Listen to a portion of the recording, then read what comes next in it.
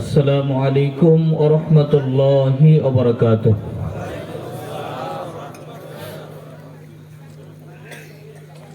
আপনারা ভালো আছেন?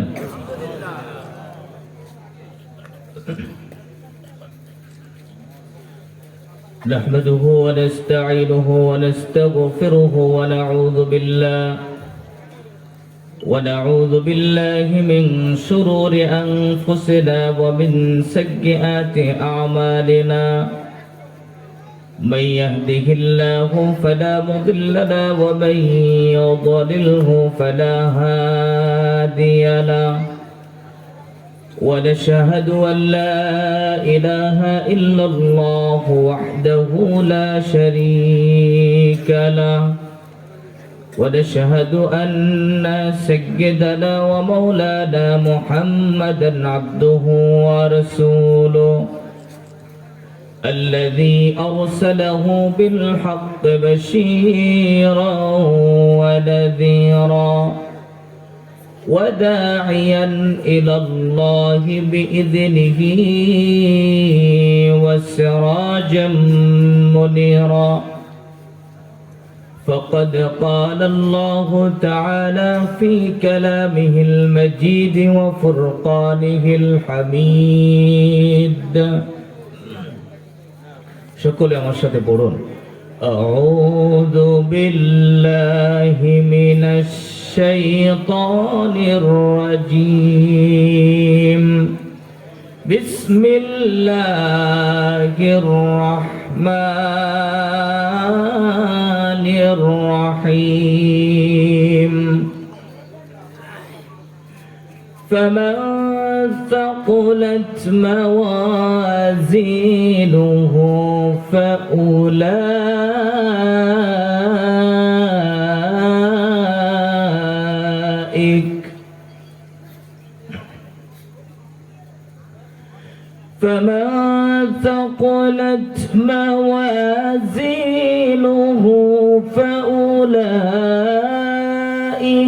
هم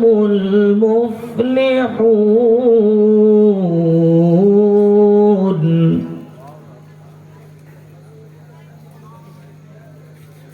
ومن خفت موازينه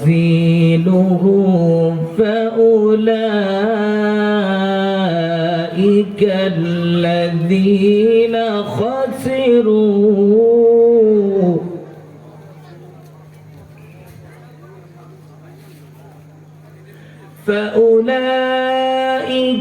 الذين خسروا أنفسهم في جهنم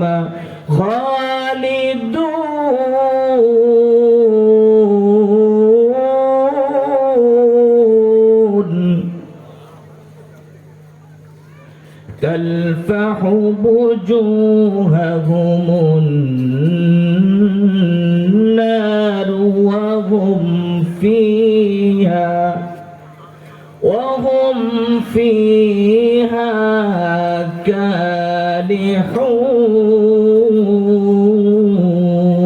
كالحون وقال تعالى إن الله وملائكته يصلون على النبي يا أيها الذين آمنوا صلوا عليه وسلموا تسليما اللهم صل على محمد وعلى آل محمد كما صليت على إبراهيم وعلى آل إبراهيم إنك حميد مجيد اللهم بارك على محمد وعلى آل محمد كما باركت على إبراهيم وعلى آل إبراهيم إنك حميد مجيد بلغ العلا بكماله كشف الدجى بجماله حسنت جميع خصاله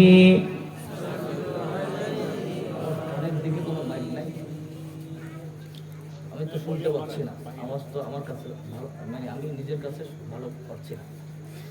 বক্স আরো ঘুরাই দেন না, ওই বক্সটার আওয়াজ ভালো লাগছে, বক্সটার আওয়াজ ভালো লাগছে। হালকা রিভাইভ দেন, আওয়াজ বাড়াই দেন, হালকা রিভাইভ দেন, আওয়াজ বাড়াই দেন, আওয়াজ ছেড়ে দেন, কণ্ঠের সাথে মিলিয়ে আওয়াজটা ছেড়ে দেন। কতদিন কত রাত কাঁদলে পড়ে হে রাসূল মিলবে গো তোমার দিদার। কতদিন কত রাত কাঁদলে পড়ে হে রাসূল মিলবে গো তোমার দিদার। কতকাল পথ চেয়ে থাকলে পড়ে আসবে গো ডাক ওই পাক মদিনার। হে রাসূল মিলবে গো তোমার দিদার। বলগল উলা কশফত দুজা বিজমালিহি হাসনাত জামিউ খিসালিহি।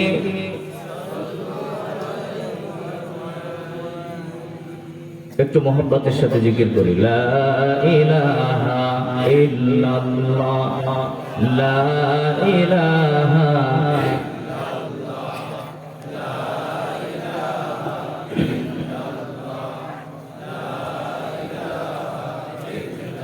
লা ইলাহা ইল্লাল্লাহ মুহাম্মাদুর রাসূলুল্লাহ সাল্লাল্লাহু আলাইহি ওয়াসাল্লাম। আলহামদুলিল্লাহ, পশ্চিম প্রেমহার মার্কাজুল উলুম হাফিজি মাদ্রাসা লিল্লা বোর্ডিং ও যুব সমাজের উদ্যোগে আয়োজিত পশ্চিম প্রেমহার মাদ্রাসা ময়দান প্রাঙ্গণে 21তম ঐতিহাসিক বাৎসরিক ওয়াজ মাহফিল ও হালকায় জিকিরের একদম শেষ অধিবেশনে আজকের প্রোগ্রামের সম্মানিত সভাপতি জনাব আলহাজ হিঙ্গুল উদ্দিন ব্যাপারী মোতাবাল্লি অত্র মাদ্রাসা মসজিদ, আল্লাহ পাক সম্মানিত সভাপতি সাহেবকে কবুল করুক, বলুন আমিন। আজকের প্রোগ্রামের আমন্ত্রিত মেহমান হিসাবে অনেকেই উপস্থিত আছেন। জনাব মুস্তফা কামাল সাহেব, মহাপরিচালক ফিনান্সিয়াল ম্যানেজমেন্ট একাডেমি ঢাকা, জনাব নাসিরউদ্দিন আহমেদ, সাবেক চেয়ারম্যান, জনাব এ কে এম আব্দুল হক, বর্তমান চেয়ারম্যান একদম ভরতপাশা ইউনিয়ন পরিষদ। আজকের প্রোগ্রামের সম্মানিত বিশেষ অতিথিবৃন্দ, এতক্ষণ পর্যন্ত আপনাদেরকে আলোচনা সরিয়ে মুগ্ধ করেছেন আমার শ্রদ্ধাভাজন ব্যক্তিত্ব হযরত মাওলানা আলী আকবর হাওলাদার, পেশ ইমাম খতিব প্রেমহার বাইতুল আমান জামে মসজিদ। আল্লাহ পাক হুজুরের কণ্ঠকে দিনের জন্য কবুল করে, বলেন আমিন। আলোচনা করেছেন হযরত মাওলানা মুফতি মিসবাহ আহমদ বিন ইয়ামিন, ইমাম ও শিক্ষক অত্র মাদ্রাসা। আলোচনা করেছেন মুফাসসির কোরআন হাফেজ মাওলানা খায়রুল ইসলাম রহমানী, শিক্ষক হিফজুল কোরআন বিভাগ অত্র মাদ্রাসা। আল্লাহ পাক অত্র প্রতিষ্ঠানের সম্মানিত মুহতামিম, পরিচালক, শিক্ষক মন্ডলী সহ আজকের যারা আলোচনা করেছেন, বিশেষ অতিথি, আল্লাহ সকলকে কবুল করুক, বলেন আমিন। হায়াতে তাইয়্যিবা দান করুক, দ্বীনের সত্যিকার অর্থের একজন দায়ী হিসাবে আল্লাহ আমাদের সকলকে কবুল করুক। আজকের প্রোগ্রামের সম্মানিত মাহফিল ইন্তেজামিয়া কমিটির সদস্যবৃন্দ, যুবক ভাইয়েরা, মাদ্রাসা সংশ্লিষ্ট বিভিন্ন দায়িত্বশীল বৃন্দ, অত্র এলাকাবাসী, ষাটপাকিয়া, মহরমপুর, নলছিটি থানার প্রেমহার বিভিন্ন অঞ্চল থেকে আগত আমার প্রাণ প্রিয় কলিজার টুকরা যুবক ভাইয়েরা, আমার সম্মানিত বাবাজিরা, পর্দার অন্তরালে অবস্থিত মোহতারিমা মা এবং বোনেরা, আমরা সেই মহান মালিকের দরবারে শুকর আদায় করছি, যে মালিক দয়া করে ভালোবেসে হাজারো জনতার মধ্য থেকে বৈরী আবহাওয়ার মধ্যে আমাদেরকে দুনিয়ার জান্নাতের বাগানে বিভিন্ন জায়গা থেকে একত্রিত হয়ে জুড়ে মিলে বসার তৌফিক দান করেছেন। এজন্য অন্তরের স্থল থেকে হৃদয়ের সবটুকু আবেগ উজাড় করে আকাশ বাতাস প্রকম্পিত করে মহান মালিককে খুশি করার নিমিত্তে কালিমাত শুকর আদায় পড়ছি আলহামদুলিল্লাহ। আমার সাথে সকলে একটু পড়বেন, রব্বানা লাকাল হামদ হামদান কাসীরান তাইয়্যিবান মুবারাকান ফীহি ইয়া রাব্বি লাকাল হামদু কামা ইয়ানবাগি লিজালালি ওয়াজহিকা ওয়া আযীমি সুলতানিকা। অসংখ্য অগণিত দরুদ সালাম বিশ্ব মানবতার মুক্তির দূত সাইয়্যিদুল মুরসালিন শাফিউল মুযনিবিন রাহমাতুল লিল আলামিন মুহাম্মদুর রাসূলুল্লাহ সাল্লাল্লাহু আলাইহি ওয়াসাল্লামের উপর মাগফিরাত কামনা করছি। অত্র এলাকা থেকে যারা কবরে চলে গেছে, গোটা বাংলার জমিনে গোটা পৃথিবীতে যারা দ্বীনের জন্য শাহাদাত বরণ করেছে, আল্লাহ সকলকে জান্নাতের আলা মাকাম দান করে পড়েন আমিন। সম্মানিত প্রিয় ভাইয়ের আমার, আজকের এই মাহফিলে আপনারা আসতে পেরে খুশি না বেজার? অনেকে আমাকে চিনেন, নাও চিনতে পারেন। আমি আপনাদের খুব কাছেরই একজন ছেলে, আপনাদেরই পাশের এলাকা বহরমপুরের সন্তান। আমার পিতা মাওলানা দেলাওয়ার হোসেন সাহেব এসেছেন আমার সাথে। আমি এলাকায় খুব কমই থেকেছি, ছোটবেলা থেকে পড়াশোনার সুবাদে দূর দূরান্তে থাকা, এবং আল্লাহর কাছে শুকর আদায় করি যে একটানা প্রোগ্রাম শিডিউল সারা বাংলাদেশে ঘুরি। এর মধ্যে যখন এলাকার কোনো প্রোগ্রামের সংবাদ আমি পাই, আমার কাছে ফোন যায়, তখন নিজের কাছে খুব ভালো লাগে। শত ব্যস্ততা থেকে 21 তারিখের অনেকগুলো প্রোগ্রাম ক্যান্সেল করে আমি এই প্রোগ্রাম দিয়েছি, কারণ এখানে আমি দেখতে পাচ্ছি, আমি সবাইকে না চিনলেও কিছু কিছু মানুষ এই যে আমার একদম কাছের যারা আমার এলাকা থেকেও দূর থেকে চলে আসছে, নাকি হেঁটে হেঁটে আসছে আবার চলে যাবে। তো কাছের মানুষদেরকে একটু কথা শোনানো এটা হক, হক থাকা সত্ত্বেও এটা পেরে ওঠা কঠিন, কিন্তু যখন প্রোগ্রাম কেন্দ্রিক দাওয়াত পাই তখন নিজের কাছে ভালো লাগে, একটা সুযোগ মনে করি। সেই সুযোগের জায়গা থেকে ছুটে আসছি। আবার আগামীকালকে চলে যেতে হবে কুষ্টিয়াতে, রমজানের হয়তো বা 11ই রমজান তারাবি, 9 তারিখ পর্যন্ত একটানা শিডিউল মাহফিল নেয়া। আমি তারাবি পড়াই এখন আলহামদুলিল্লাহ। এই যে আজকের হাফেজদেরকে পাগড়ি দিলাম, আমার নিজের কলিজার মধ্যে নাড়া দিচ্ছে, মনে পড়ে যায়। এরকমের অসংখ্য হাফেজদেরকে পাগড়ি দেই এখন, আল্লাহ দেওয়াচ্ছে নিয়মিত বিভিন্ন মাদ্রাসার মাহফিলে।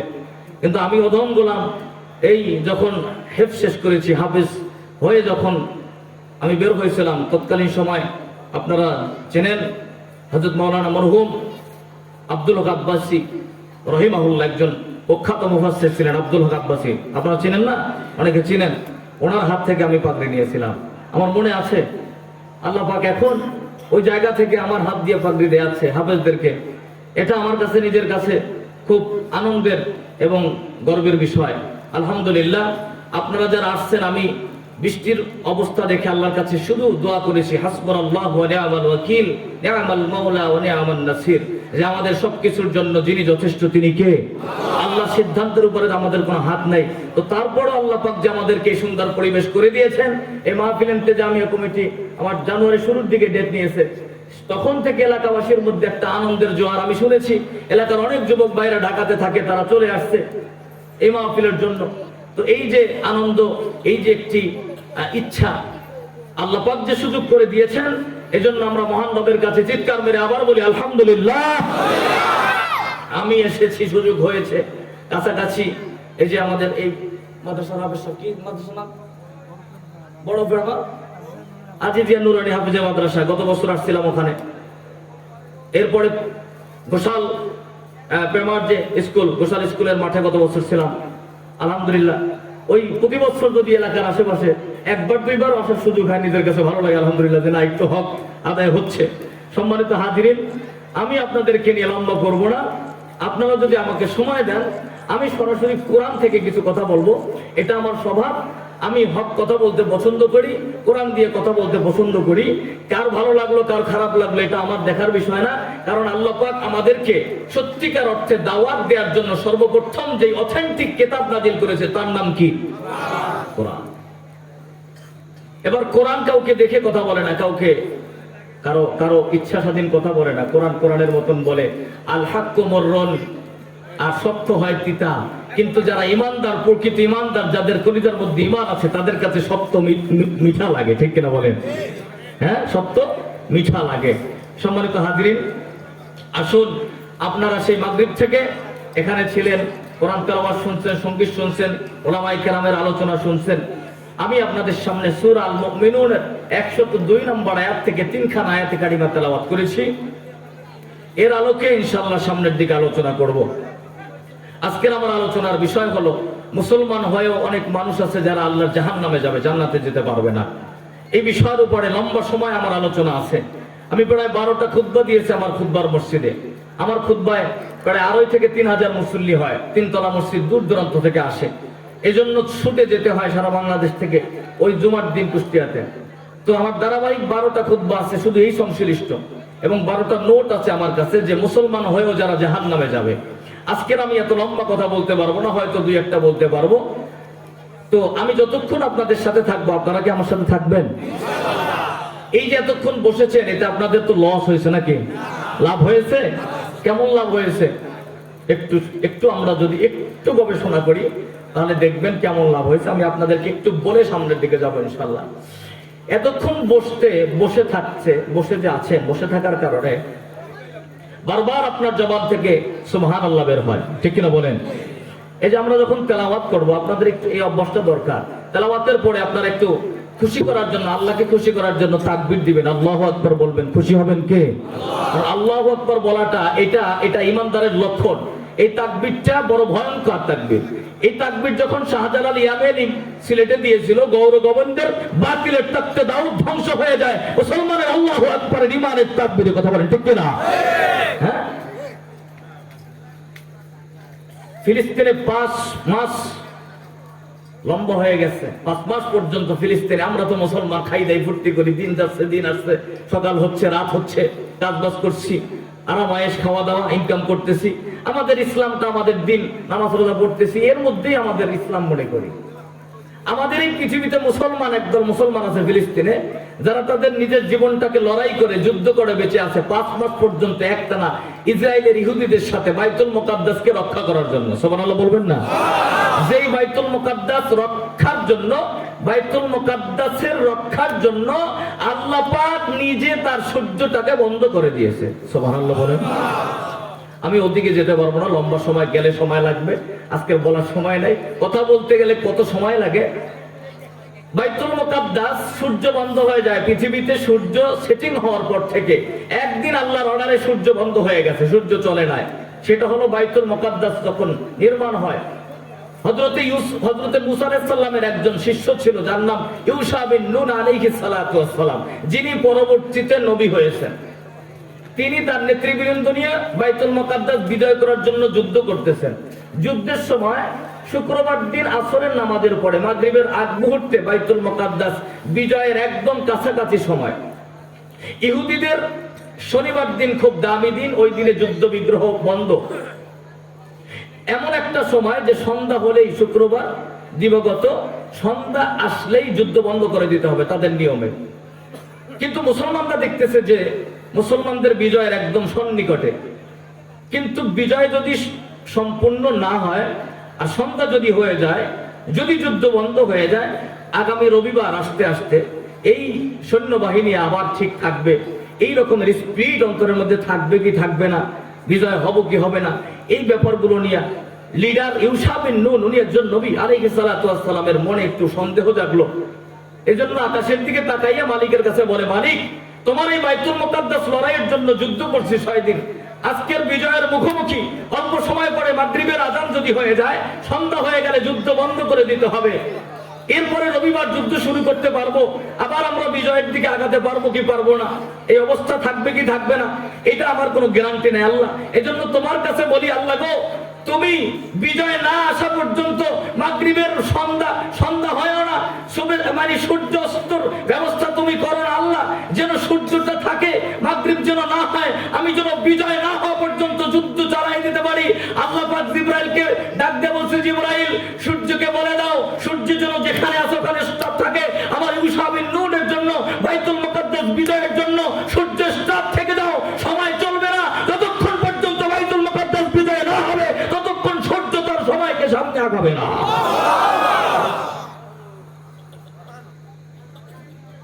এগুলো কোন কিসসা কাহিনীর বানানো কাহিনী না, এগুলো সব আল্লাহর কোরআন বলেছে।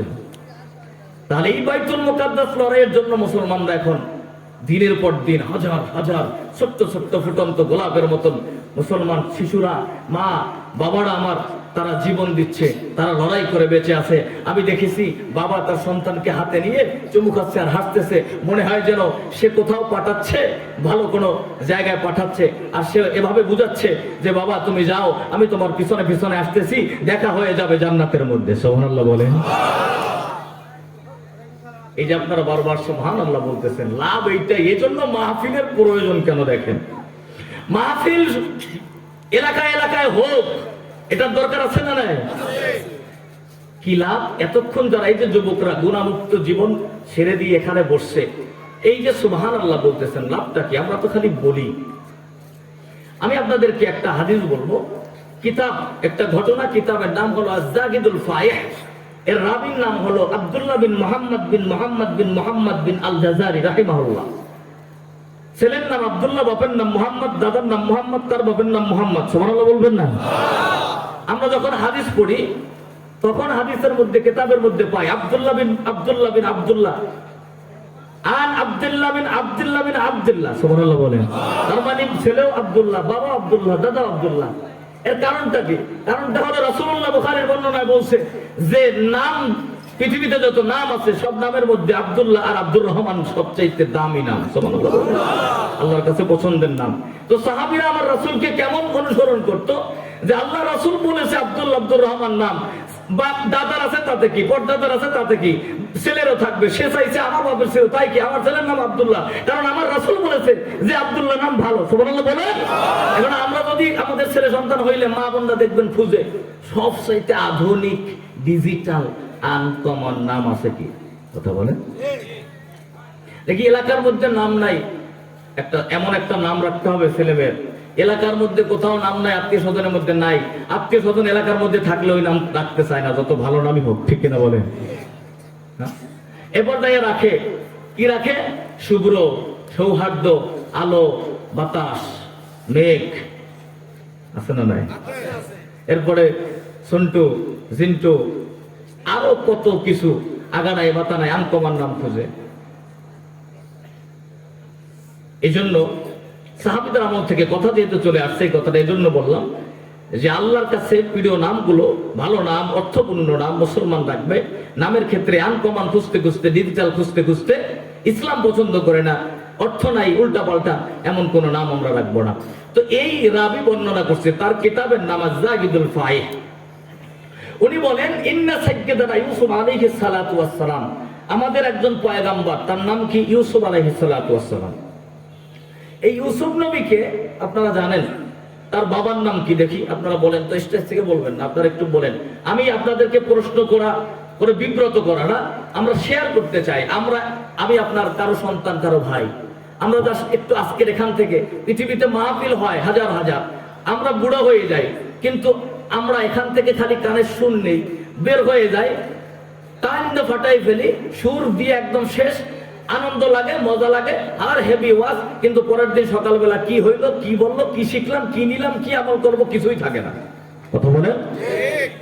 কিন্তু আমরা চাই যে মাহফিলগুলো যেন আমাদের একটা ক্লাসের মতন হয়, একটা যেন শিক্ষা, একটা ব্যবস্থাপনা হয়। এখন তো শিক্ষা ব্যবস্থা নাই, কোথায় শিখবেন, কোথায় শিখবো? শিক্ষা ব্যবস্থা ধ্বংস হয়ে যাচ্ছে। ওই ইহুদিরা ইসরায়েল থেকে ভারত হয়ে বাংলাদেশে এখন ঢুকাচ্ছে। এখন মাদ্রাসার বই, আলিয়া মাদ্রাসার বইগুলোর মধ্যেও এখন ডোল তাবলার ছবি দিয়া ওই বইগুলো দিচ্ছে, এরপর হারমোনির ছবি, যেন মাদ্রাসার ছাত্ররা যেন ওই দিকে উদ্বুদ্ধ হয়। কথা বলেন। মুসলমান বাবাজিরা আমার, তো উনি বলছে ইউসুফ আলাইহিস সালাম, বলেন তার বাবার নাম কি? ইয়াকুব। আলহামদুলিল্লাহ, ইয়াকুব আলাইহিস সালাম নবী ছিলেন, তার বাবার নাম কি? না, জাকারিয়া না। জাকারিয়া হলো মারিয়াম আলাইহিস সালামের খালু। বলেন বলেন। ইসহাক আলাইহিস সালাতু ওয়াস সালাম, ইসহাক একজন, ইসহাকও নবী। ইসহাক আলাইহিস সালাতু ওয়াস সালাম তিনিও নবী। তার বাবার নাম ইব্রাহিম আলাইহিস সালাম। ইব্রাহিম আলাইহিস সালাম মিল্লাতা আবিকুম ইব্রাহিম ওয়া সাম্মাকুমুল মুসলিমিন। আমাদের মুসলমান জাতির পিতা কে? ইব্রাহিম আলাইহিস সালাম। ইব্রাহিম আলাইহিস সালামের ছেলে ইসহাক, আরেক ছেলে ইসমাইল। ইসমাইলের বংশে মুহাম্মদ রাসূলুল্লাহ সাল্লাল্লাহু আলাইহি ওয়াসাল্লাম, আর ইসহাকের বংশে অন্য সব নবী। তো ইসহাক আলাইহিস সালামের ছেলে ইয়াকুব, ইয়াকুবের ছেলে ইউসুফ, তো নবী, নবীর বাবা নবী, তার বাবা নবী। ইউসুফ আলাইহিস সালামকে তার ভাইরা কূপে ফেলাইছে। এগুলো শুনতে শুনতে আপনাদের একদম ছোট ছোট। সেখান থেকে উঠাইয়া ব্যবসায়ীরা নিয়ে গেছে মিশরে। আজিজ মিশরের বাড়িতে যখন নিয়ে গেল, যখন তিনি বড় হইলেন তখন জোরে খাতার প্রেমে পড়ছে। লম্বা ঘটনা বলবো না। এক সময় তাকে খারাপ কাজের প্রস্তাব দিছে, তাকে আটকাই ফেলছে এমন একটা জায়গায় যেখানে আল্লাহ ছাড়া আর কেউ জানতো না ইউসুফ যদি গুনাহ করত। কিন্তু তখন ইউসুফ একজন যুবক হয়ে যাকে ভয় করছে তিনি কে? আল্লাহ কয়, ইউসুফ যেহেতু আমাকে ভয় করছো, তুমি যাও সামনে, আমি তোমার জন্য রাস্তাটাকে ওপেন করে দিয়েছি। ছাদটা সত্য তারা আল্লাহ ওপেন করে দিয়েছে। যখন আজিজ মিশরের সামনে হাজির, তখন মহিলা তো দেখছে যে এবার ধরা পড়ে গেছি, সাথে সাথে পোল্টি মারছে। এবার বলতেছে, দেখেন আপনার গোলামি আমার সাথে খারাপ কাজের চিন্তা করছে, কেমন গোলাম রাখেন, এটা জেলখানায় বন্দী করতে হবে।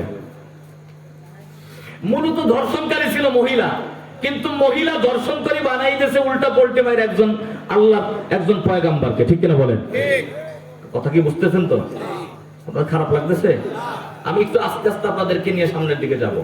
ভূমিকায় কথা বলতেছি, অনেকে হয়তো বা নতুন আমার আলোচনা শুনতেছেন। ভূমিকায় একটু মিল মহাব্বতের দরকার আছে না? নাই? একটু মহাব্বত করে একটু একত্রিত হয়ে নেই, তারপরে আমরা কোরআন দেওয়ার চেষ্টা করবো ইনশাআল্লাহ। এবার ইউসুফ আলাইহিস সালামকে জেলখানায় বন্দী করবে। ওই সময় একজন মাত্র তার পক্ষে সাক্ষ্য দিয়েছিল। এই ইউসুফ 10 বছর জেলখানায় বন্দী ছিল। 10 বছর ইউসুফ আলাইহিস সালাম বলছে একটা কথা, যে কথাটা ইউসুফের কথা আল্লাহর কাছে পছন্দ। আল্লাহ পাক পছন্দ করে কোরআনুল কারীমের মধ্যে তার কথাটাকে রেকর্ড করে দিয়েছেন। আল্লাহ পাক বলেন, قال رب السجن أحب إلي مما يدعونني إليه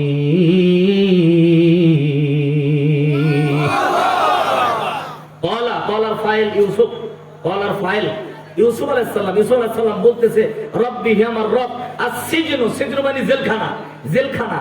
আহাব্বু, আহাব্বু ইসমে তাফজিলের সিগা। ওলামায়ে কেরাম হুজুররা বুঝতে পারবেন, ইসমে তাফজিল আরবি গ্রামারে আহবাবু ছিল, এখান থেকে তালিলের কারণে আহাব্বু হয়ে গেছে। ইসমে তাফজিল আধিক্যতা দেয়, আধিক্যতা বোঝায় একটা শব্দকে, অধিক। আহাব্বু মানে অধিক প্রিয়। ইয়াদউনানি ইলাই, এই যে আজিজ মিশরের আলিশান রাজপ্রাসাদে, এর চাইতে আমার কাছে জেলখানা প্রিয়। কারণ আলিশান আরামায়েশ, এর মধ্যে গুনাহ আছে, বাট জেলখানার মধ্যে গুনাহ নাই। জেলখানায় আল্লাহ প্রেম আছে, জেলখানায় আল্লাহর মোলাকাত হয়। এজন্য ইউসুফ আলাইহিস সালাম বলছিলেন যে আজিজ মিশরের এই আলিশান রাজপ্রাসাদের চাইতে জেলখানা আমার কাছে প্রিয়, অধিক প্রিয়। জোরে বলুন সুবহানাল্লাহ। এজন্য আলেমদেরকে জেলখানায় বন্দী করলে এই মানুষগুলো এক একটা আল্লাহর ওলি হয়ে বের হয়। আল্লাহু আকবার বলেন। এক একটা আল্লাহর ওলি হয়ে বের হয়, কারণ জেলখানায় গুনাহ হয় না। ওই জায়গায় যখন মানুষ বিপদে পড়ে তখন আল্লাহকে বেশি ডাকে, এজন্য আল্লাহর সাথে মোলাকাত হয়ে যায়। সুবহানাল্লাহ বলবেন না? ইউসুফ আলাইহিস সালাম জেলখানা থেকে 10 বছর পর বের হয়েছে, অর্থমন্ত্রীর দায়িত্ব পেল। এরপরে পরবর্তীতে প্রেসিডেন্ট হয়েছে। অর্থমন্ত্রীর দায়িত্বে তখন তিনি মিশরে একবার ত্রাণ বিতরণ করতেছেন নিজে দায়িত্ব নিয়ে। বিশাল লাইন, ফকিরদের লাইন, তেরান দিচ্ছে। তো তেরানে আপনার 1 সা পরিমাণ গম সবার জন্য দিচ্ছে। হঠাৎ করে একটা ফকির আইসা তাকেও 1 সা দিল। এবার ওই ফকিরটা একটু অন্য রকমের, তিনি বলতেছে, পয়গম্বর ইউসুফ, জিদিনি, আমাকে আরেকটু বাড়াইয়ে দেন। তো ইউসুফ আলাইহিস সালাম বলছে, কর্মচারীদের অর্ডার করলে আরেকটু দাও, তো আরেকটু বাড়াইয়ে দিল। এরপরে তিনি বলতেছে, জিদিনি, আমাকে আরেকটু দিবেন। ইউসুফ আলাইহিস সালাম আবার দিলেন। এবার ওই লোকটা আবার বলতেছে, জিদিনি, আমাকে আরেকটু বাড়াইয়ে দেন। ইউসুফ আলাইহিস সালাম এবার বলতেছে, ভাই তুমি কি বোঝো না যে এতগুলো মানুষকে আবার দেয়া লাগবে, তোমারই যদি সব দিয়ে দিই তাহলে এই মানুষগুলোর কি দিব? কথা তো ঠিক। এখন এই লাইনে দাঁড়ানো প্রার্থী বলতেছে, পয়গম্বর ইউসুফ, লাউ আলিমতা আনা, আমি কে আপনি যদি জানতেন তাহলে আপনি আর এই রকমের বলতেন না, বরং আমি যতবার চাইতাম ততবার দিতেন। সুবহানাল্লাহ বলেন। ইউসুফ আলাইহিস সালাম অবাক হয়ে গেল, কি বলছে কথা, ভাই তুমি কে, এত বড় কথা বলছো, তুমি কে? এবার কান খাড়া করেন, উনি বলতেছে, এবার বলতেছে, আনাল্লাযী শাহিদতু লাকা বিল বারা মিন তুহমাতি যুলাইখা। ইউসুফ, আমি সেই ব্যক্তি, সেই ছোট্ট বাচ্চা, যখন ইউসুফ আজিজ মিশরের স্ত্রী আপনার বিরুদ্ধে তহমাত দিয়েছিল, মিথ্যা অপবাদ দিয়েছিল, তখন আজিজ মিশরের রাজপ্রাসাদে একটা দাসীর একটা বাচ্চা ছিল, ছোট্ট বাচ্চা, যেই বাচ্চাটার কথা বলার সময় হয়েছিল না, দোলনায় বসে ছোট্ট বাচ্চাটা আপনার পবিত্রতার পক্ষে একটা সাক্ষী দিয়েছিল, ওই বাচ্চাটা আমি, ওই বাচ্চাটা আমি। আনাল্লাযী শাহিদতু লাকা বিল বারা, আমি আপনার পবিত্রতার বর্ণনা করেছিলাম মিন তুহমাতে যুলাইখা, যুলাইখার তহমাত থেকে বাঁচানোর জন্য। মুসলমান বাবাজিরা আমার, এই কথা শোনার সাথে সাথে ইউসুফ আলাইহিস সালাম অবাক হয়ে গেলেন, দাঁড়ায় গেলেন, ওই বেচারাকে বুকে জড়ায় ধরলেন, ভাই তুমি তাহলে আমার ওই সাথী। কর্মচারীদের অর্ডার করলেন, এই ব্যক্তিকে এই মুহূর্তে আমার নিজস্ব অর্থ থেকে, নিজস্ব তহবিল থেকে এক ইরবাদ পরিমাণ সম্পদের মালিক বানায় দাও। ইরবাদ কি? ইরবাদের তাফসীরের মধ্যে ব্যাখ্যায় উল্লেখ করা হয়েছে যেই পরিমাপ, ওই পরিমাপ আমাদের দেশের হিসাব করলে 105 মণ গম হবে। এক ইরবাদের পরিমাপ হয় 105 মণ। ওই দিন ইউসুফ আলাইহিস সালাম তার পবিত্রতা বর্ণনা করার জন্য খুশি হইয়া ওই বেচারাকে এক ইরবাদ পরিমাণ, তার মানে 105 মণ পরিমাণ গমের মালিক বানায় দিয়েছে।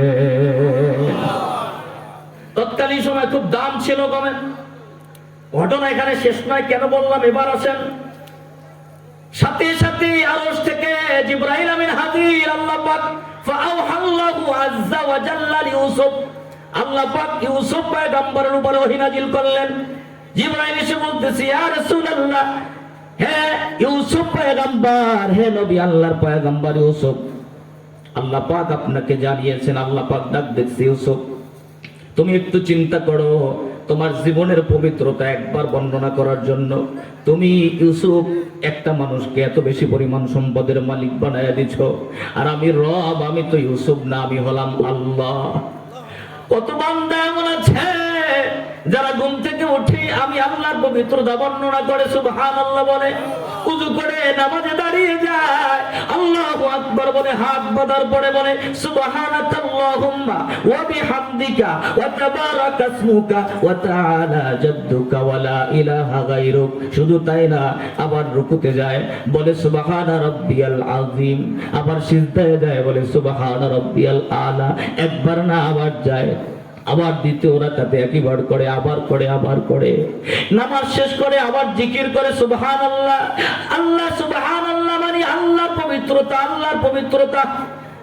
এবার মাঠে যায়, ঘাটে যায়, স্কুলে যায়, কলেজে যায়, মাদ্রাসায় যায়, অফিসে যায়, আদালতে যায়, গাড়ি চালায়, বান্দাটা মাঝে মাঝে বলে সুবহানাল্লাহ। কোন আশ্চর্য জিনিস দেখলে বলে সুবহানাল্লাহ।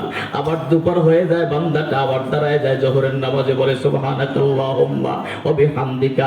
রুকুতে যায়, আবার বলে সুবহান রাব্বিয়াল আযীম। একইভাবে আবার আসরের সময়, বিকাল হইলে আবার একই কাজ করে, আবার মাগরিবের সময় আবার করে, আবার ঘুমাইতে যাওয়ার আগে ঈশার সময় আবার একই কাজ করে, আবার বান্দাটা ঘুমায় ঘুমায় ঘুম আসে না, বলে সুবহানাল্লাহ সুবহানাল্লাহ। বান্দাটা যেখানেই সুযোগ পায়, পশ্চিম পাহাড় হাফিজিয়া মাদ্রাসার ময়দানে মাহফিল, সেখানে চলে যায়, হুজুররা ওয়াজ করে, কথায় কথায় বলে সুবহানাল্লাহ সুবহানাল্লাহ সুবহানাল্লাহ। ওই ইউসুফ, একটু চিন্তা করো ইউসুফ, তোমার জীবনের একবার মাত্র পবিত্রতা বর্ণনার জন্য তুমি যদি এত বেশি পরিমাণ সম্পদের মালিক বানায়া দাও, তাহলে আমি তো ইউসুফ না, আমি ইউসুফের রব, আমি আল্লাহ হয়ে আমার ওই রকমের বান্দাগুলারে আমি কত বেশি মান সম্পদের মালিক বানায়া দিব।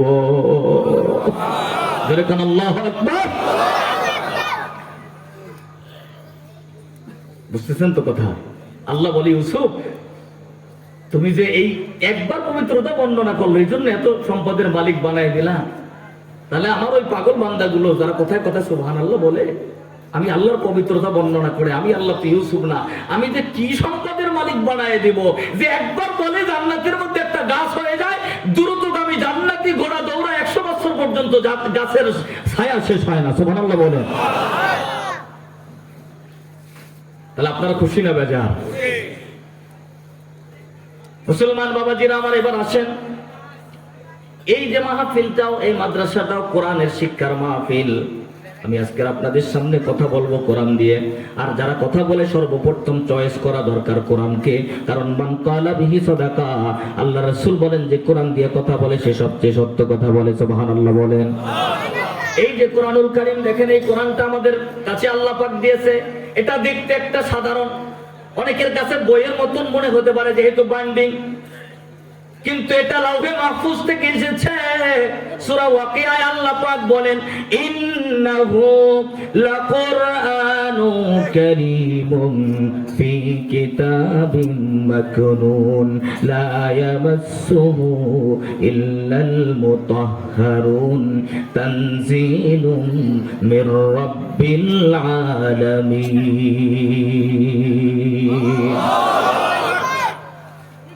আল্লাহ সূরাকে বলে, ইন্নাহু লাকুরআনুন কারীম, এটা সম্মানিত কোরআন। কোন অপবিত্র বস্তু এটাকে স্পর্শ করতে পারে না। কোরআন যিনি নাজিল করেছেন তিনি সম্মানিত রব্বুল আলামিন। কোরআন যার উপরে নাজিল করেছেন তিনি সবচাইতে সম্মানিত মহামানব। ওয়ারাফা'না লাকা যিকরাক, কোরআনের যে সাহিফা, যে মাসহাব, এটা ফি সুহুফিন মুকাররামা, সম্মানিত একটা মাসহাব।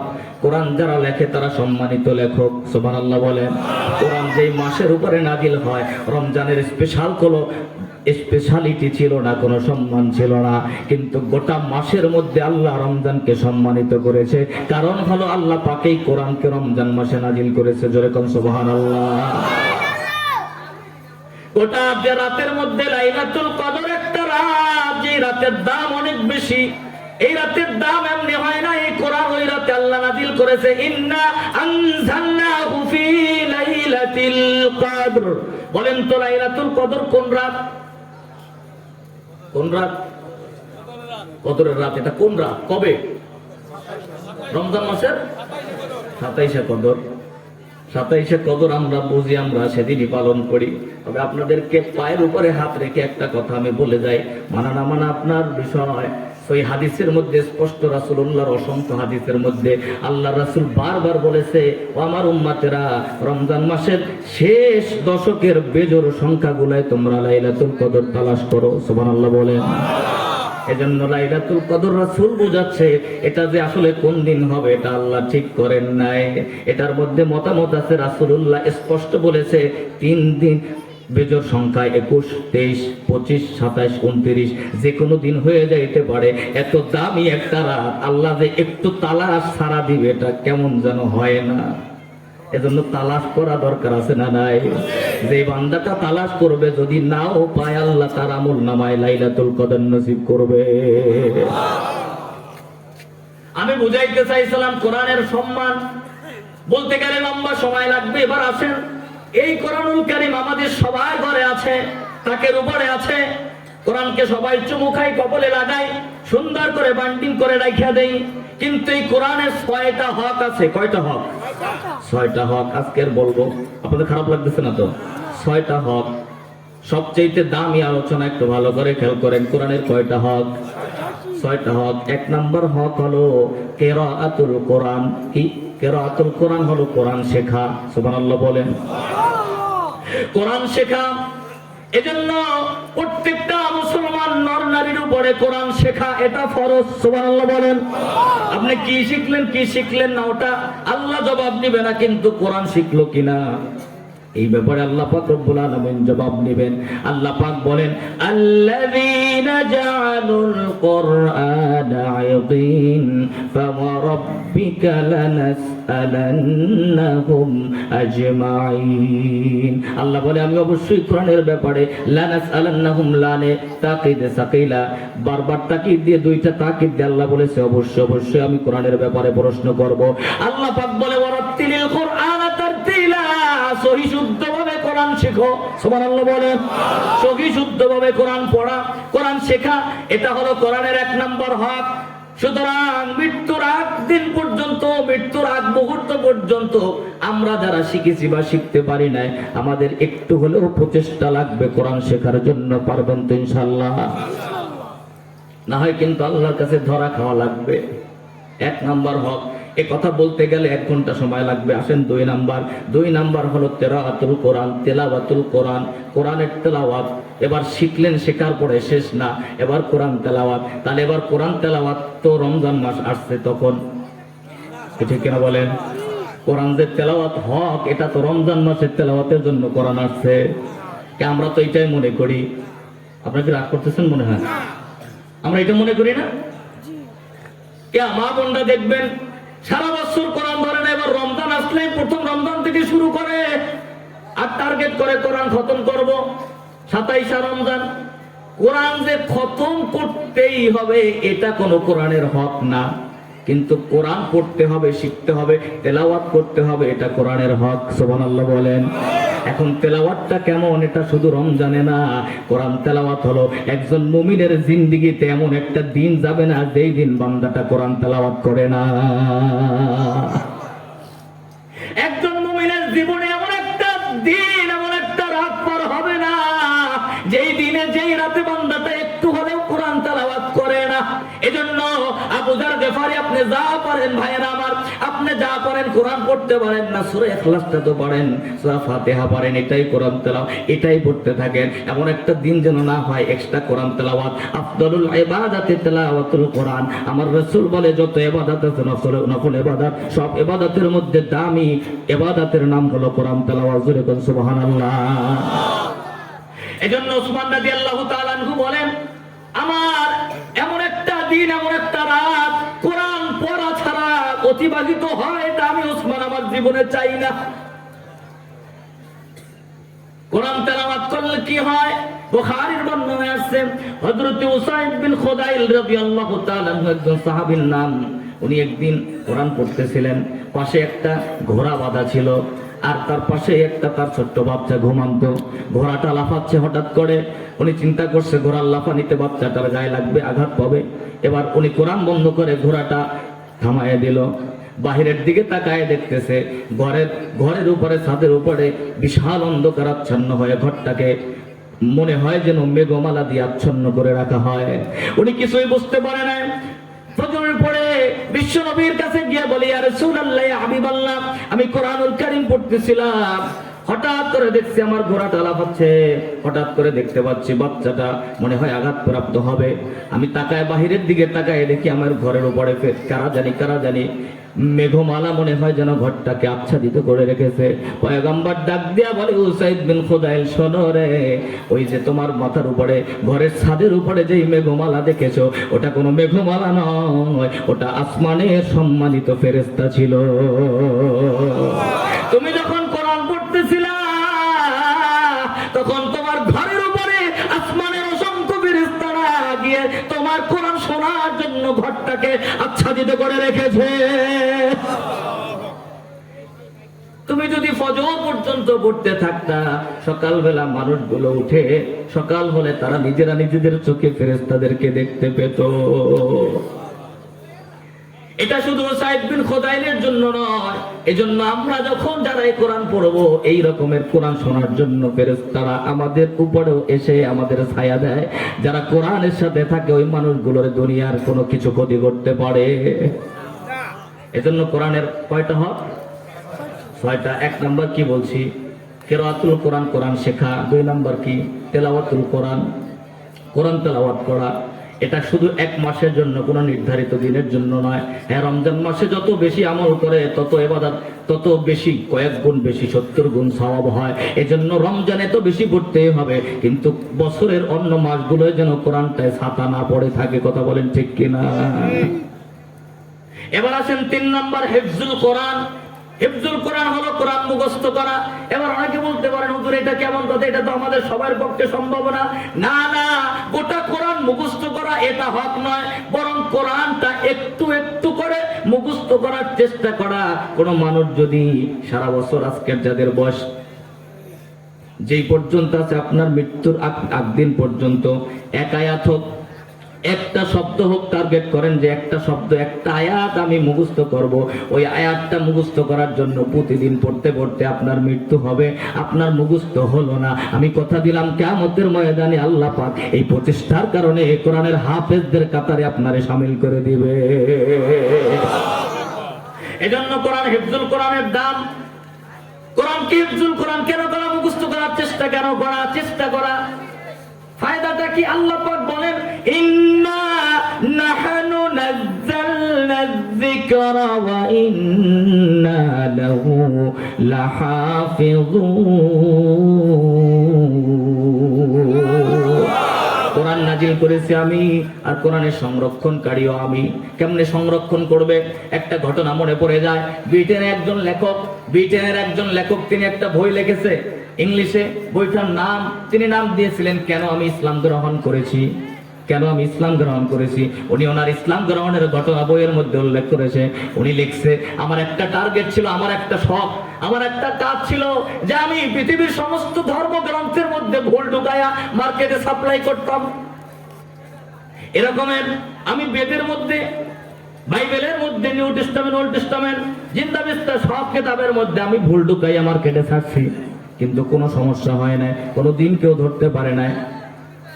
এরপরে লাস্ট আমি মুসলমানদের ধর্মগ্রন্থ আল কোরআনের মধ্যে একটু ভুল ঢুকাই আমি মার্কেটে ছাড়ার ট্রাই করলাম। আমি কোরআনের মধ্যে একটা শব্দ পরিবর্তন করে মার্কেটেও ছেড়ে দিয়েছি, কিন্তু ঘটনা অন্য রকমের হয়ে গেল। এক রাত পার হতে না হতে পরের দিন সকালবেলা একটা ছোট্ট বাচ্চা, 8 থেকে 9 বছরের একটা ছোট্ট বাচ্চা এসে আমার কাছে ডাক দিয়ে বলে, আঙ্কেল আপনি যে কোরআনটা মার্কেটে ছাড়ছেন ওই কোরআনটা তো আমাদের কোরআন না, ওটা আল্লাহ পাকের লাউহে মাহফুজের কোরআন না, ওই কোরআনে তো ভুল আছে। ব্রিটেনের নাস্তিক একজন লেখক উনি বলছে, আমি অবাক হয়ে গেলাম, কত ধর্মগ্রন্থ পরিবর্তন করলাম, কোনদিন কেউ আইসা রিপোর্ট করে নাই। এক রাত পার হতে না হতে একটা ছোট্ট বাচ্চা কেমনে কথা বলছে। আমি জিজ্ঞেস করলাম, ক্যান ইউ রিসাইটিং হোলি কোরআন, তুমি কি আল্লাহর কোরআন পড়তে পারো? তো বাচ্চাটা ডাক দিয়ে বলছে, ডোন্ট মাইন্ড চাচা, কিছু মনে করবেন না, আমি শুধু কোরআনটা পড়তে পারি তা নয়, আমি আল্লাহর কোরআনটা আল্লাহ পাক আমাকে পছন্দ করে। ওয়াওরাসনাল কিতাবাল্লাযীনা ইসতাফাইনা মিন ইবাদিনা, আল্লাহ বলে আমি যারে চয়েস করি তার সিনার মধ্যে আমি কোরআনটা ঢুকায় দেই। সুবহানাল্লাহ বলেন। এজন্য এই মাদ্রাসাগুলো যারা হাফেজ হয় যেন তেন মনে করবেন না, আল্লাহ যার সিনার মধ্যে কোরআন ঢুকায় ওই সিনাটা আল্লাহ চয়েস করে আরশ থেকে। জোরে কোন সুবহানাল্লাহ। আছে না হুজুর, ওয়ারাসনাল কিতাবাল্লাযীনা ইসতাফাইনা মিন ইবাদিনা, আমার বান্দাদের মধ্যে যাদেরকে পছন্দ করি তাদের সিনা আমি কোরআন ঢুকাই দেই। আল্লাহু আকবার। বাচ্চাটা ডাক দিয়ে বলে, আঙ্কেল কিছু মনে করবেন না, আমি শুধু কোরআন পড়তে পারি তা নয়, আমার আল্লাহ পাক আমাকে পছন্দ করে, গোটা কোরআনুল কারীম আমার সিনার মধ্যে মানকুশ করে দিয়েছে,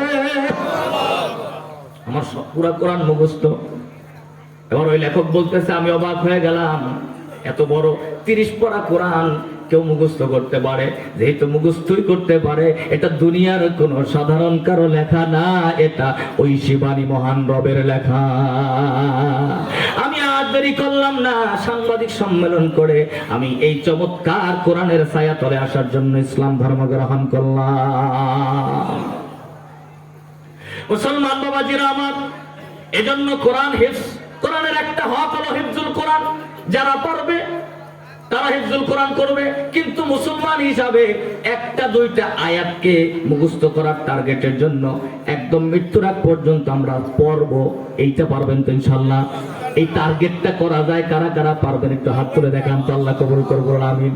হাত নামান। ফায়দা কি আমি বলেছি, মুখস্থ যদি নাও হয় হাফেজে কোরআনদের সাথে উঠে যাবেন। 2 নাম্বার ফায়দা হলো মুখস্থ করার টার্গেট করে বারবার যে পড়বেন, বারবার পড়ায় একই জিনিস বারবার পড়বেন, একটা অক্ষর হাজার কোটি বার পড়বেন, পড়তে পড়ায় মিনিমাম 10 নেকি, পড়তে পড়ায় মিনিমাম 10 নেকি। কিয়ামতের ময়দানে উঠে দেখবেন আপনার সামনে নেকির পাহাড়ের স্তূপ হয়ে গেছে, আপনি অবাক হয়ে যাবে। তাহলে কোরআনুল কারীমের হক কয়টা? 6টা। কয়টা বলেছি? 3টা। এবার আসেন 4 নাম্বার। 4 নম্বর হলো ফাহমুল কোরআন, কোরআনটাকে বোঝার চেষ্টা করা, কোরআনটা বোঝার চেষ্টা করা।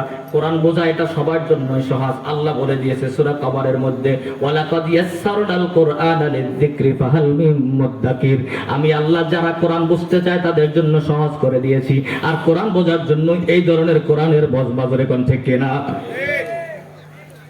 এবার কোরআন শিখলাম, কোরআন বললাম, কোরআন বুঝলাম, মুখস্থ করার চেষ্টা করলাম। এবার 5 নম্বর হক হলো আমালুল কোরআন, কোরআনটাকে আমল করা। সুবহানাল্লাহ বলে। এবার কোরআন অনুযায়ী নিজের জীবন গড়া, নিজের জিন্দেগি গড়া। এই কোরআন যদি না মানি, আমি যত হিফজ করলাম, যত বললাম, তেলাওয়াত করলাম, কোরআন অনুযায়ী আমার জিন্দেগি যদি না গড়ে, এই কোরআনের হক আদায় হবে না। জোরে কোন ঠিক না। এবার 6 নম্বর হক হলো ইকামাতুল কোরআন। ইকামাতুল কোরআন হলো কোরআন প্রতিষ্ঠা করা। কোরআন কি বলেন তো দেখি? কোরআন, হ্যাঁ, এই জায়গাটা কঠিন, এই জায়গাটা খুব মারাত্মক। এবার একটু ভালো করে শোনেন, এই ওয়াজগুলো খুব কম হয়। কোরআনকে প্রতিষ্ঠা করা, আর এই কোরআন প্রতিষ্ঠা যতক্ষণ না হবে ততক্ষণ পর্যন্ত কোরআনের হক আদায় হবে। আমি মনে করি কোরআন মনে হয় খালি পড়ার জন্য আসছে। আমাদের সমাজে তো কোরআনটাকে শুধুমাত্র মহিলা গেলে মৃত্যু ব্যক্তির পাশে বসে পড়ার জন্যই কোরআন ব্যবহার করি, কিন্তু না, আল্লাহ রাসূল কোরআনটাকে যখন প্রতিষ্ঠা করার জন্য আন্দোলন শুরু করলো, ওই সময় শুরু হয়ে গেল মক্কা থেকে মদিনাতুল মুনাওয়ারায় তাকে পাঠিয়ে দিলাম। আমার আল্লাহ বুঝাচ্ছে, আল্লাহ বলছেন, নবী গো, মক্কায় আপনার কোরআন এখন প্রতিষ্ঠা হবে না, আপনার মদিনায় যাইতে হবে। মদিনায় যাই রিপাবলিক অফ মদিনার প্রেসিডেন্ট হইতে হবে।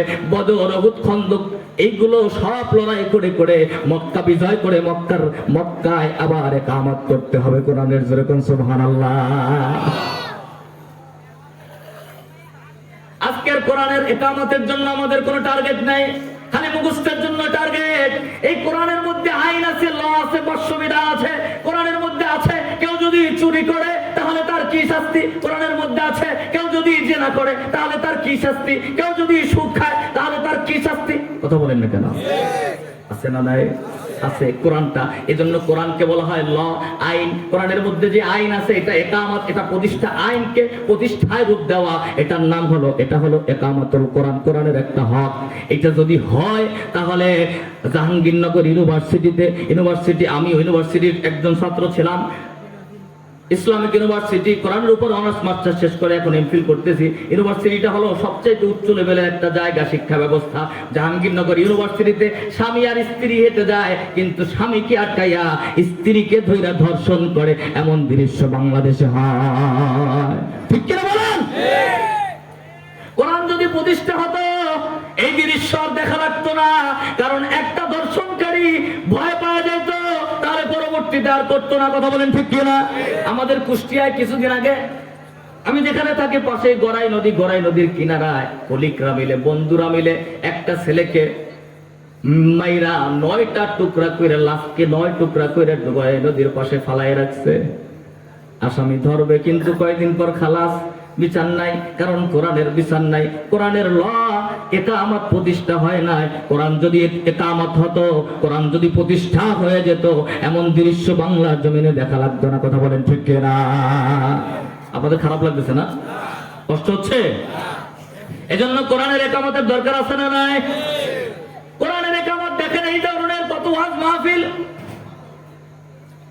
এর মাধ্যমে ফায়দা আছে, কিন্তু আসলে কতটুকু আমি আপনাদেরকে একটু পরিমাপ করাইতে চাই। বলেন তো দেখি, আমাদের দেশে জুমার মুসল্লি আর ফজরের মুসল্লি কি এক? তার মানে নামাজির সংখ্যা কম না বেশি? বলেন কম। কারণ জুমার দিনের মুসল্লিকে মুসল্লি বলা যায় না, তাদের জন্য ফাওয়াইলুল লিল মুসাল্লিন বলেছে আল্লাহ। কারণ মুসল্লি যারা, তারা 5 ওয়াক্ত নামাজ পড়বে। জোরে কোন ঠিক কিনা? এজন্য আল্লাহ রাসূল বলে, যে ব্যক্তি এশার সময় জামাতে নামাজ পড়লো, ফজরের সময় আবার উঠে জামাতে পড়লো, গোটা রাত তিনি ঘুমায়ে থাকে, আর ঘুমের মধ্যে আল্লাহ গোটা রাত দাঁড়ায় দাঁড়ায় নামাজ পড়ার সওয়াব তার আমলনামায় লেখা হয়। তার মানে হলো আমাদের এই নসিহতের মাধ্যমে নামাজি লোক বাড়ে, কিন্তু সংখ্যায় কম। কিন্তু কোরআন যদি ইকামত হয়ে যায়, আল্লাহ পাক বলে, আল্লাযীনা ইম্মাক্কান্নাহুম ফিল আরদ আকামুস সালাতা ওয়া আতাউয যাকাতা ওয়া আমারু বিল মারুফি ওয়া নাহাউ আনিল মুনকার। যারা দায়িত্ব পাবে করতে যায় তারা নামাজকে বাধ্যতামূলক করে দিবে। ধরেন এই আইনটা যদি একটা দেশের সংসদ ভবনে চালু হয় যে আজান যখন হবে মুসলমান যারা আছে তারা নামাজ না পড়া বাহিরে থাকতে পারবে না, বলেন তো দেখি নামাজের সংখ্যা কমবে না বাড়বে? এজন্যই মূলত কোরআন, এটাকেই বলা হয় ইকামাতুল কোরআন। এজন্য কোরআনকে প্রতিষ্ঠা করার জন্য চেষ্টা করতে হয়। এজন্যই কোরআন প্রতিষ্ঠা করার জন্য উহুদের ময়দানে আমির হামজা চাচা আমির হামজাকে জীবন দিতে হয়েছে। কথা বলেন ঠিক কিনা? মুসলমান বাবাজিরা আমার, এজন্য আমরা কোরআনের 6টা হক পালন করার চেষ্টা করব। রাজি আছেন তো ইনশাআল্লাহ? কারা কারা পারবেন একটা হাত তুলে দেখাতে দেখি। লিল্লাহে তাকবীর, লিল্লাহে তাকবীর। আল্লাহ কবুল করুক হাত নামান। প্রিয় ভাই আমার, এবার আসেন আমরা আমাদের মূল আলোচনার দিকে চলে যাই। আমি আলোচনা শুরু করছিলাম কোরআনুল কারীমের সূরা আল মুমিনুনের 102 নম্বর আয়াত কারিমা। আল্লাহ পাক বলে আমাদের তো মরতে হবে, সবাইকে আখিরাতের ময়দানে উপস্থিত হতে হবে, ঠিক কিনা বলেন? এমন কি আছি নাস্তিকরা তো আখিরাত বিশ্বাস করে না, যাদের কাছে আল্লাহর কাছে জবাব দিতে হবে, উঠতে হবে, মাইরা ফেলবে, আমরা মরে যাব, পচে গলে নষ্ট হয়ে যাব, আবার কেমনে উঠবো? আমাদের এখানে কি এমন কেউ আছি যারা মনে করি যে আল্লাহর কাছে দাঁড়াতে হবে না, কোন রকমের ফাঁক ফোকর আমাদের জন্য আছে? এমন কি কেউ আছি নাকি? আমরা সবাই তো বিশ্বাস করি যে আল্লাহর সামনে উঠতে হবে, কিয়ামতের ময়দান কায়েম হয়ে যাবে। আল্লাহ পাক বলেন ওই দিন আল ওয়াজনু ইয়াউমাইযিনিল হাক্কু লির-রহমান, সত্যই একটা মিজানের পাল্লা স্থাপন করা হবে, ওজন করা হবে নাকি বদির পাল্লা।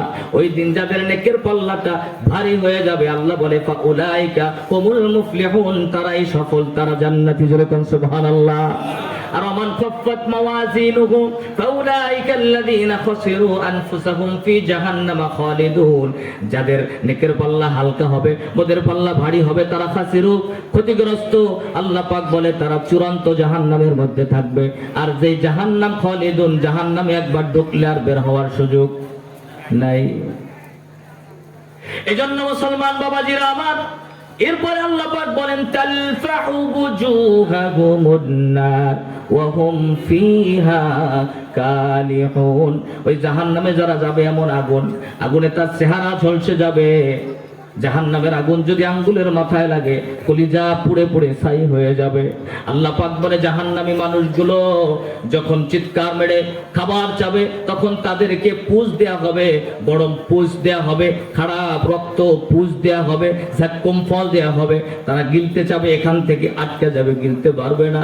আর এইগুলোর গরমে তাপে শরীরের মধ্যে, পেটের মধ্যে নাড়ি বুড়িগুলো গলে গলে গলে গলে পায়খানার রাস্তা দিয়ে পড়তে থাকবে। তারা চিৎকার মেরে বলবে ও মালিক ফেরেশতা, একটু আল্লাহর কাছে বলো, আল্লাহ যেন আমাদেরকে মেরে ফেলে, আমরা মরতে চাই, আমরা মরতে চাই। আল্লাহ পাক ডাক দিয়া বলে লা ইয়ামুতু ফিহা ওয়ালা ইয়াহইয়া,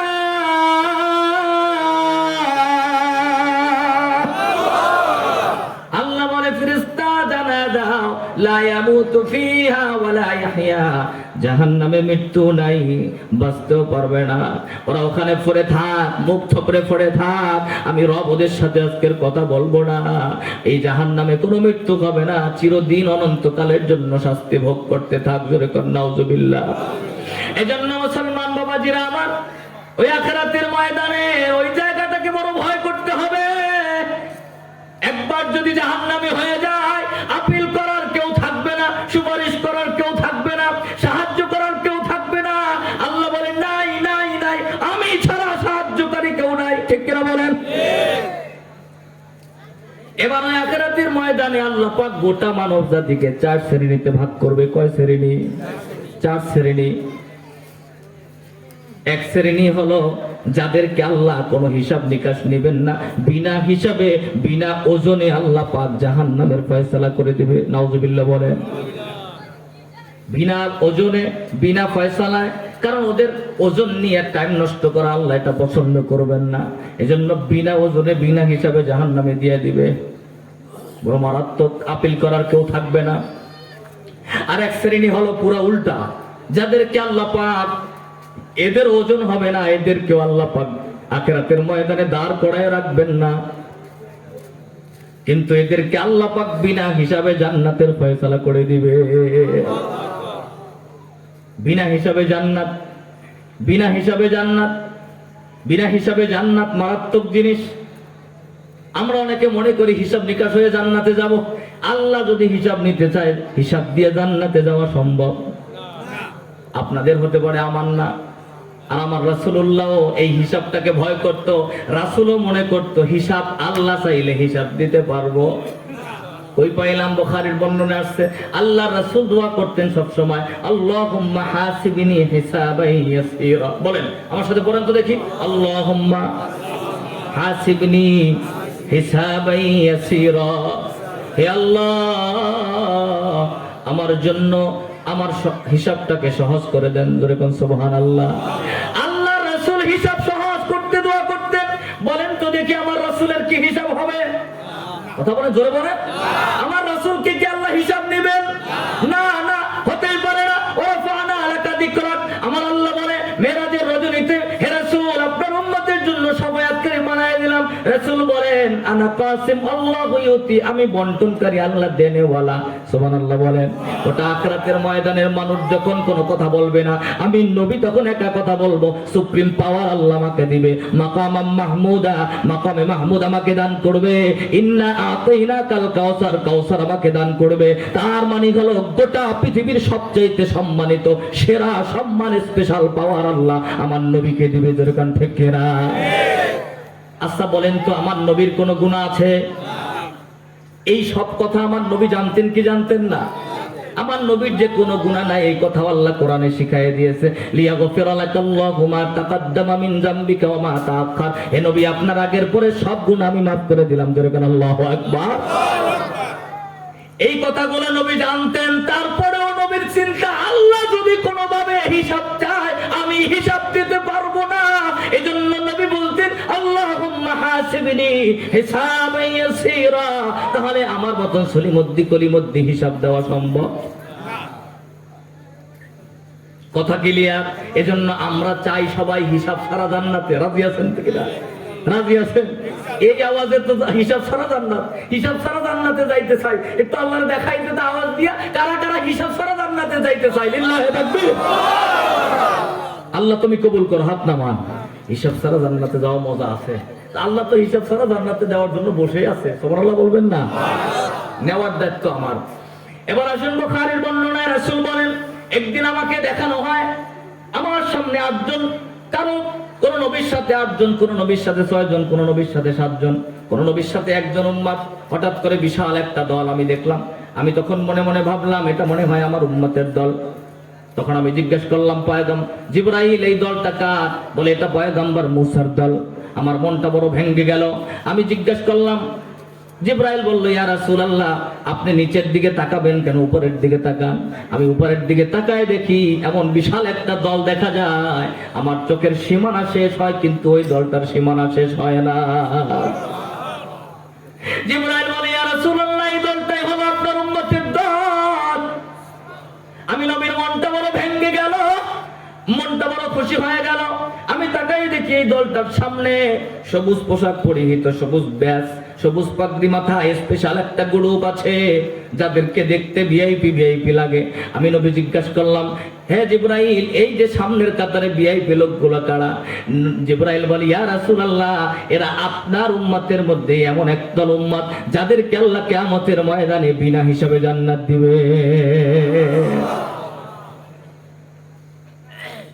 কাদেরকে বিনা হিসাবে জান্নাত দিবে? জিবরাইল বলে, আল্লাহ পাক ওই নাযিল করে দেয়, পয়গম্বর আপনার উম্মতের মধ্যে যাদের মধ্যে 2টা গুণ থাকবে আল্লাহ তাদেরকে বিনা হিসাবে জান্নাত দিবে। 1 নাম্বার গুণ হলো তারা তাদের ঈমানের মধ্যে শিরক ঢোকাবে না। কি ঢোকাবে না? ঈমানের মধ্যে কি ঢোকাবে না? বলেন তো দেখি, কি ঢোকাবে না? শিরক ঢোকাবে না। ঈমানের মধ্যে শিরক। আল্লাহ বলে যে বান্দাটা আমি আল্লাহকে সিজদা দিবে, ওই বান্দাটা দুনিয়ার কোন মানুষের কাছে মাথা নত করতে পারে?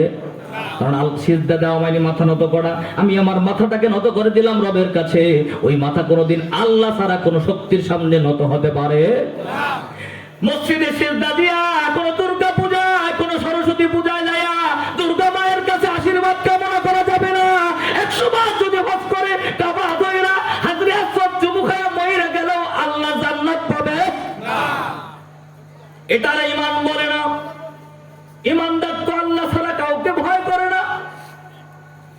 ইমানদার আল্লাহ ছাড়া কারো কাছে সাহায্য চায় না। আমরা কবর জিয়ারত করব কেন? সওয়াবের জন্য। দেখেন মানুষ শিরিক করে কেমনে, কেউ কিছু মনে করবেন না, সত্য বলবো। আমি চট্টগ্রামে দেখলাম এক লোক, এক হুজুর, মাথায় পাগড়ি টুপি, এবার একটা মাজার দিছে, মাজার দিয়ে এবার পরীক্ষা শুরু হয়েছে। 15 তারিখে এসএসসি পরীক্ষায় কয়েকটা ছাত্র আসছে। এবার ওই ছাত্রগুলারে নিয়ে এবার মাজারের পাশে যায় ডাকছে, বাজান এই যে দেখো আপনার দরবারের পাশে কতগুলো ছাত্র নিয়ে আসছি, এরা পরীক্ষা দিতে যাবে, তো আপনি এদেরকে একটু পরীক্ষায় ভালো যেন রেজাল্ট করতে পারে, এই জন্য একটু আপনার ফায়েজ দেন, আপনি একটু বলে দেন যেন এরা পরীক্ষায় ভালো করতে পারে। যার কাছে বলছে তার কোনো খবর আছে? কথা বলছেন না কেন? এই কথাটা কি ঠিক আছে? যেভাবে বলছে কথাটা কি ঠিক আছে? পরীক্ষায় ভালো ফলাফল করা না করার একচ্ছত্র ক্ষমতাটা তবু বাজানের কাছে চাচ্ছে, বাজান এই ছেলেগুলারে আপনি খালি হাতে ফিরাই দিয়েন না। খালি হাতে ফিরানোর মালিককে আর হাত ভরে দেওয়ার মালিককে। ইমান বড় কঠিন ভাই। ইমান হলো একের মতন, ইমান হইলো একের মতন, আমল হইলো শূন্যের মতন। আপনি এক আছে, একটা শূন্য দিলে 10, আর একটা দিলে সাথে সাথে লাভ দিয়ে 100, আর একটা দিলে সাথে সাথে 1000, আর একটা দিলে সাথে সাথে 10,000। সুবহানাল্লাহ বলবেন না? এভাবে বাড়াইবেন, খালি বাড়তে থাকবে। আর এক নাই, আপনি এখান থেকে শূন্য বসায় ঢাকা পর্যন্ত নিলেন, বলেন তো দেখি কত ফজিলত। ইমান বড় কঠিন। এজন্য ইমানের মধ্যে শিরিক থাকলে আল্লাহ পছন্দ করে না। আন্নাল কুওয়াতা লিল্লাহি জামিয়া, একচ্ছত্র ক্ষমতার মালিককে। এজন্য যেই বান্দাটা আল্লাহকে এমন করে স্বীকার করতে পারে, আজকে দেখেন মুসলমান ভাইরা কিছু মনে করবেন না, বিপদে পড়লে কিছু লাগলে কার কাছে যাবো? এই কথা আল্লাহ শিখাই দিয়েছেন, কি দেয় না? আল্লাহ বলে, হুজুররা জানে, ইয়া আইয়ুহাল্লাযীনা আমানুস্তাঈনু বিস-সাবরি ওয়াস-সালাহ। মনে রাখবেন, আমি কোনোদিন স্টেজে উঠি এজন্য এই চিন্তা করে না যে আগামী বছর আবার মাহফিল পাবো, এই চিন্তা করে স্টেজে ওঠা এটা হারাম, এটা টার্গেট না। বরং আমার কাজ দাওয়াত দেয়া, আমার কাজ সত্য বলা, আমার কাজ আল্লাহ আমাকে যা শিখিয়েছেন, যতটুকু তৌফিক দিয়েছে, নবীর উত্তরসূরি হিসাবে, নবীর ওয়ারিস হিসাবে, নবীর সেই ইসলামী আদর্শের কথাগুলো মানুষের কাছে বলা। তাতে যদি আমি আবার দাওয়াত পাই না পাই, আমি যদি ফাঁসির কাষ্ঠেও ঝুলি, দুনিয়ার সব মানুষ যদি আমার বিরুদ্ধেও যায়, আমার আল্লাহ যদি আমার প্রতি খুশি হয়, আমি সফল। কথা বলেন ঠিক কিনা? একজন মুমিনের ইমানের অবস্থাটা এমন হবে, ইমানের মধ্যে দুনিয়ার কোনো মায়া, ভালোবাসা, মহব্বত থাকতে পারে না। মুসলমান বাবাজিরা আমার, আজকের আল্লাহ বলে, ইয়া আইয়ুহাল্লাযীনা আমানুস্তাঈনু বিস-সাবরি ওয়াস-সালাহ। যদি সাহায্য চেতে হয়, সাহায্য চাও আমার কাছে সবর আর সালাতের মাধ্যমে। সুবহানাল্লাহ বলেন। আল্লাহ সাহায্য চাওয়ার সিস্টেম শিখাই দিয়েছে, কি দেয় না? কিভাবে? সবর আর সালাতের মাধ্যমে। সালাতের মধ্যে সবরের মাধ্যমে। ইয়া আইয়ুহাল্লাযীনা আমানুস্তাঈনু বিস-সাবরি ওয়াস-সালাহ। সালাত পড়ো ধৈর্যের সাথে, সিজদায় পড়ে যাও নফল নামাজে, সিজদার মধ্যে বসা তোমার ভাষায় তুমি রবকে বলো, আমি রব তোমাকে দিয়ে দিব। সুবহানাল্লাহ বলেন। আচ্ছা বলেন তো, এই যে বললাম, আমাদের মধ্যে আমরাই কোন বিষয় লাগলে, কোন বিপদে পড়লে, দেখেন তো কতটুকু ধৈর্য ধারণ করে আমরা নামাজে বসা আল্লাহর কাছে আমরা চাওয়াটাকে কতটুকু বেশি পছন্দ করি, নাকি কোন বিপদে পড়ছে। এবার পাশের এক মহিলা,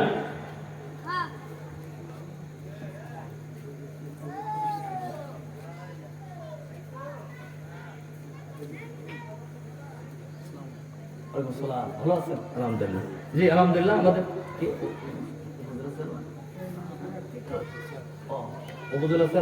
জি আলহামদুলিল্লাহ আমাদের মাঝে, হ্যাঁ আচ্ছা আচ্ছা আলহামদুলিল্লাহ। আপনারা দেখতে পাচ্ছেন আমাদের উপজেলা চেয়ারম্যান প্রার্থী আমাদের মাঝে উপস্থিত হয়েছেন, মূল্যবান সময়কে ব্যয় করে এই দিনের মাহফিল এসেছেন। আমরা তাকে প্রোগ্রামের পক্ষ থেকে ওয়েলকাম জানাই, আলহামদুলিল্লাহ স্বাগত জানাই।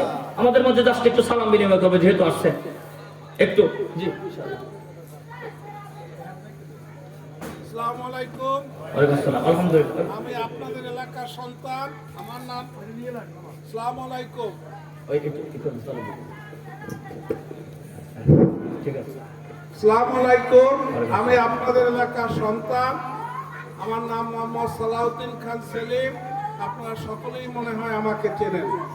সামনের উপজেলা নির্বাচন, সেই নির্বাচনে হুজুর আমাকে ইসলামী এই জলসায় একটু সুযোগ করে দেওয়ার জন্য হুজুরকে আমি ধন্যবাদ জানাচ্ছি এবং আমি সামনের 11ই মে নির্বাচনে একজন প্রার্থী হতে ইচ্ছা প্রকাশ করছি এবং আপনাদের দোয়া কামনা করছি। আপনাদের দীর্ঘায়ু এবং সুস্বাস্থ্য কামনা করি। আপনারা সকলে ভালো থাকবেন, আবার কোনোদিন দেখা হবে এই আশাবাদ ব্যক্ত করে আমি বিদায় নিচ্ছি। আসসালামু আলাইকুম। ওয়ালাইকুম আসসালাম। আলহামদুলিল্লাহ, আল্লাহ কবুল করুক আমাদের সম্মানিত মেহমানকে, বলেন আমিন। সম্মানিত হাজির, আমি যে কথা বলতেছিলাম খেয়াল করেন, তাহলে জান্নাতে যদি বিনা হিসাবে যেতে হয় তাহলে আল্লাহকে চিনতে হবে।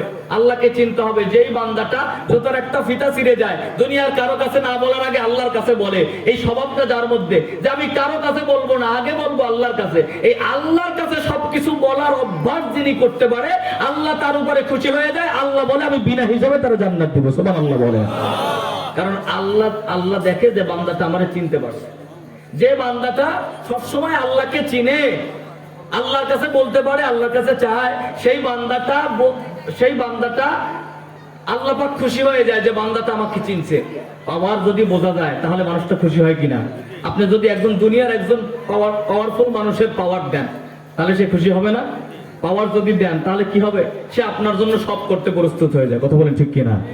আপনি একজন দুনিয়ার একজন ক্ষমতাশীল ব্যক্তির আপনি একটু তেল মারলেন, বলেন তো দেখি সে মানুষটা আপনার জন্য কিছু করতে প্রস্তুত হয় কি হয় না?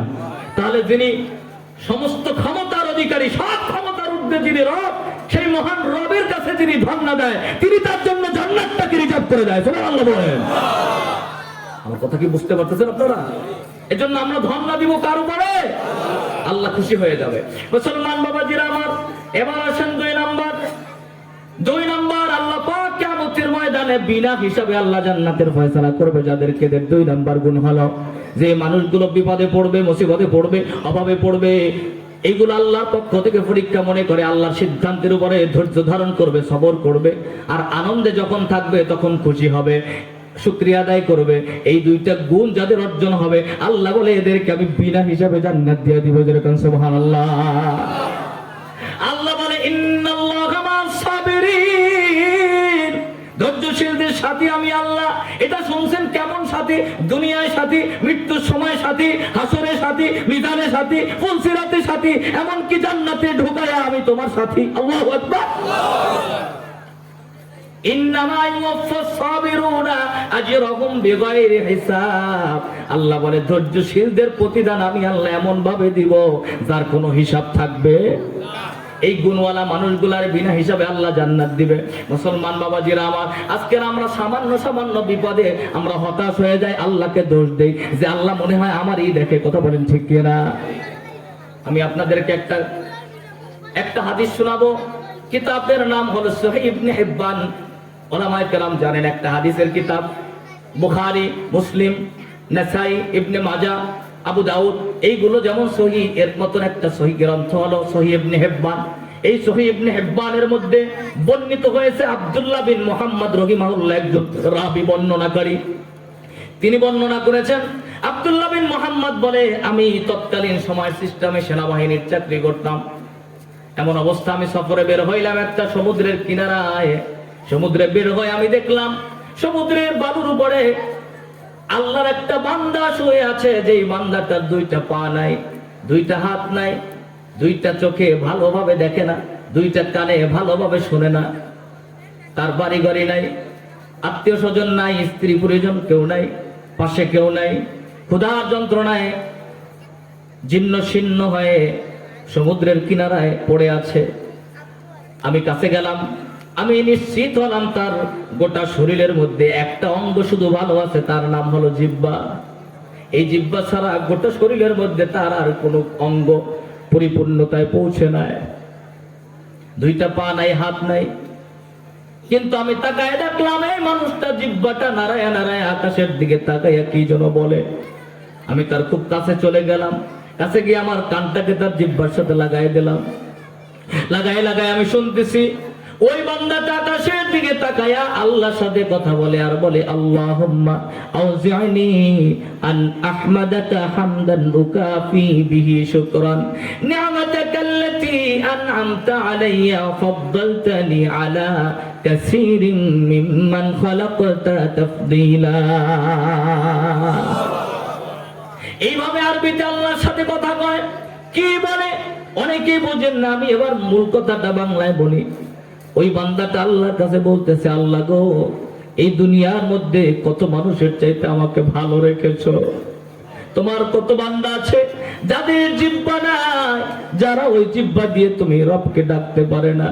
আল্লাহ গো, তুমি সবার মধ্যে আমাকে একটা জিহ্বা দিয়েছো, যেই জিহ্বা দিয়ে আমি তোমাকে ডাকতে পারি। আল্লাহ, এই যে তুমি নিয়ামত দিয়েছো, এই নিয়ামতের শুকরিয়া কেমনে আদায় করতে হয় আমার ভাষা জানা নাই। আল্লাহ, আমাকে এমন ভাষা তুমি শিক্ষা দাও, এমন ভাবে নিয়ামতের শুকরিয়া আদায়ের তৌফিক দাও, যেইভাবে নিয়ামতের শুকর আদায় করলে তোমার জন্য যথেষ্ট হবে। কিছু কি বুঝতে পারতেছেন আপনারা? কথাটা খুব খেয়াল করেন। আব্দুল্লাহ বিন মুহাম্মদ বলে, যে মানুষটা দুইটা পা নাই, দুই হাত নাই, চোখেও দেখে না, কানও ঠিক মতন শোনে না, ঘর বাড়ি নাই, সমুদ্রের কিনারায় পড়ে আছে, রাস্তাঘাটে চলার পথে এমন অনেক দেখি যাদের দুই হাত নাই, পা নাই, আছে না নাই? আব্দুল্লাহ বিন মুহাম্মদ রহিমাহুল্লাহ ডাক দিয়ে বলে, আমি দেখলাম এমন মানুষটা আল্লাহর কাছে কেমনে একটা জিহ্বার জন্য আল্লাহর কাছে এই ভাষায় শুকরিয়া আদায় করতে চায়। আমি অবাক হয়ে গেলাম, তাকে জিজ্ঞাসা করলাম, ভাই তোমার সাথে কি কেউ নাই? ডাক দিয়ে বলে, আগন্তুক তুমি কি আমি জানি না, আমার সাথে একটা ছোট্ট বাচ্চা ছিল, যেই বাচ্চাটা থাকলে আমার একটু উপকার হইতো। যখন আজান হতো, বাচ্চাটা আমাকে একটু অজুর পানি আগায়া দিত, আমার একটু নামাজের জন্য অজুর পানিতে সাহায্য হতো। যেরকম সুবহানাল্লাহ। যুবক ভাই, এমন একটা পঙ্গু মানুষ যার তেমন কিছুই নাই বডির মধ্যে, এই মানুষটাও আল্লাহকে একটু সিজদা দিতে চায়, ওই মানুষটাও নামাজ পড়তে চায়, ওই মানুষটাও তার মতো রুজু করতে চায়। এই জন্য আফসোস করতেছে তার সাথে অজুর আগায়া দেয়া, অজুর পানি আগায়া দেয়া বাচ্চাটা নাই। বলছে, ভাই তুমি যদি পারো আমার ওই বাচ্চাটাকে একটু আগায় আনো, একটু খুঁজে আনো। আব্দুল্লাহ বিন মুহাম্মদ বলছে, আমি খুঁজে বের হলাম, খুঁজতে খুঁজতে আমি একটা জঙ্গলের মধ্যে ঢুকে গেলাম। ঢুকে দেখি জঙ্গলের মধ্যে কিছু ছোট্ট ছোট্ট হাড্ডি পাওয়া যায়। আমি চিন্তা করলাম, এই হাড্ডি গুলোই হবে ছোট্ট বাচ্চাটার হাড্ডি, তার মানে আমার ওই সাথী ভাইয়ের ছোট্ট বাচ্চাটাকেও বাঘে খেয়ে ফেলেছে। এখন এই সংবাদটা আমি তার কাছে কেমনে দিব? এই অসহায় মানুষটাকে আমি কেমনে বলবো আপনার ছোট্ট বাচ্চাটাকেও বাঘে খেয়ে ফেলছে, আমি কেমনে বলবো? আমি চিন্তা করতেছিলাম কোন ভাষায় আমি উপস্থাপন করব। আমি তার কাছে এসে বলতেছি, ভাই আপনি কি হযরত আইয়ুব নবীকে চিনেন? বলে, হ্যাঁ আমি চিনি। কেমনে চিনেন আইয়ুব নবীকে? কিভাবে চিনেন? তিনি কেমন ছিল? তখন ওই সমুদ্রের কিনারায় শুয়ে থাকা মানুষটা বলে, আমি আইয়ুবকে চিনি, তিনি হলেন সাবিরান হামিদান শাকিরা। আল্লাহু আকবার। তিনি হলেন সাবিরান হামিদান শাকিরা। আইয়ুব একজন ধৈর্যশীল, একজন প্রশংসাকারী, একজন শুকর আদায়কারী বান্দা। সুবহানাল্লাহ বলেন। 18 বছর পর্যন্ত গোটা দেহের মধ্যে পোকায় খাইয়া ফেলে, একদিন পর্যন্ত আল্লাহকে বলেন, আল্লাহ ভালো করে দাও। যখন জিহ্বাটার মধ্যে পোকা ধরছে, আইয়ুব আকাশের দিকে তাকায় বলে, আল্লাহ এতক্ষণ পর্যন্ত, এতদিন পর্যন্ত তোমার কাছে বলি নাই, শুধু জিহ্বাটা ফাঁকা রাখো যেন আমি আমার এই জিহ্বা দিয়ে তোমার একটু ডাকতে পারি। আইয়ুব এমন ছিল। এবার আব্দুল্লাহ বিন মুহাম্মদ রাহিমাহুল্লাহ বলে, আমি নিশ্চিত হয়ে গেলাম এই বেচারার কাছে সংবাদ দেয়া যাবে। তখন আমি বললাম, মুসলমান বাবাজিরা আমার, এজন্য ইমানদাররা বিপদে পড়লে কারো কাছে ধন্না দেয় না, ধন্না দেয় কার কাছে? পয়গম্বর ইব্রাহিম খলিলুল্লাহ গোটা এলাকার নমরুদের সৈন্যবাহিনী বাবা সহ ইব্রাহিমকে আগুনে ফালানোর জন্য প্ল্যান পরিকল্পনা কমপ্লিট, চেরাক গাছ কমপ্লিট, বসায়া দিল, ফালাবে। এমন মুহূর্তে জিব্রাইল এসে হাজির।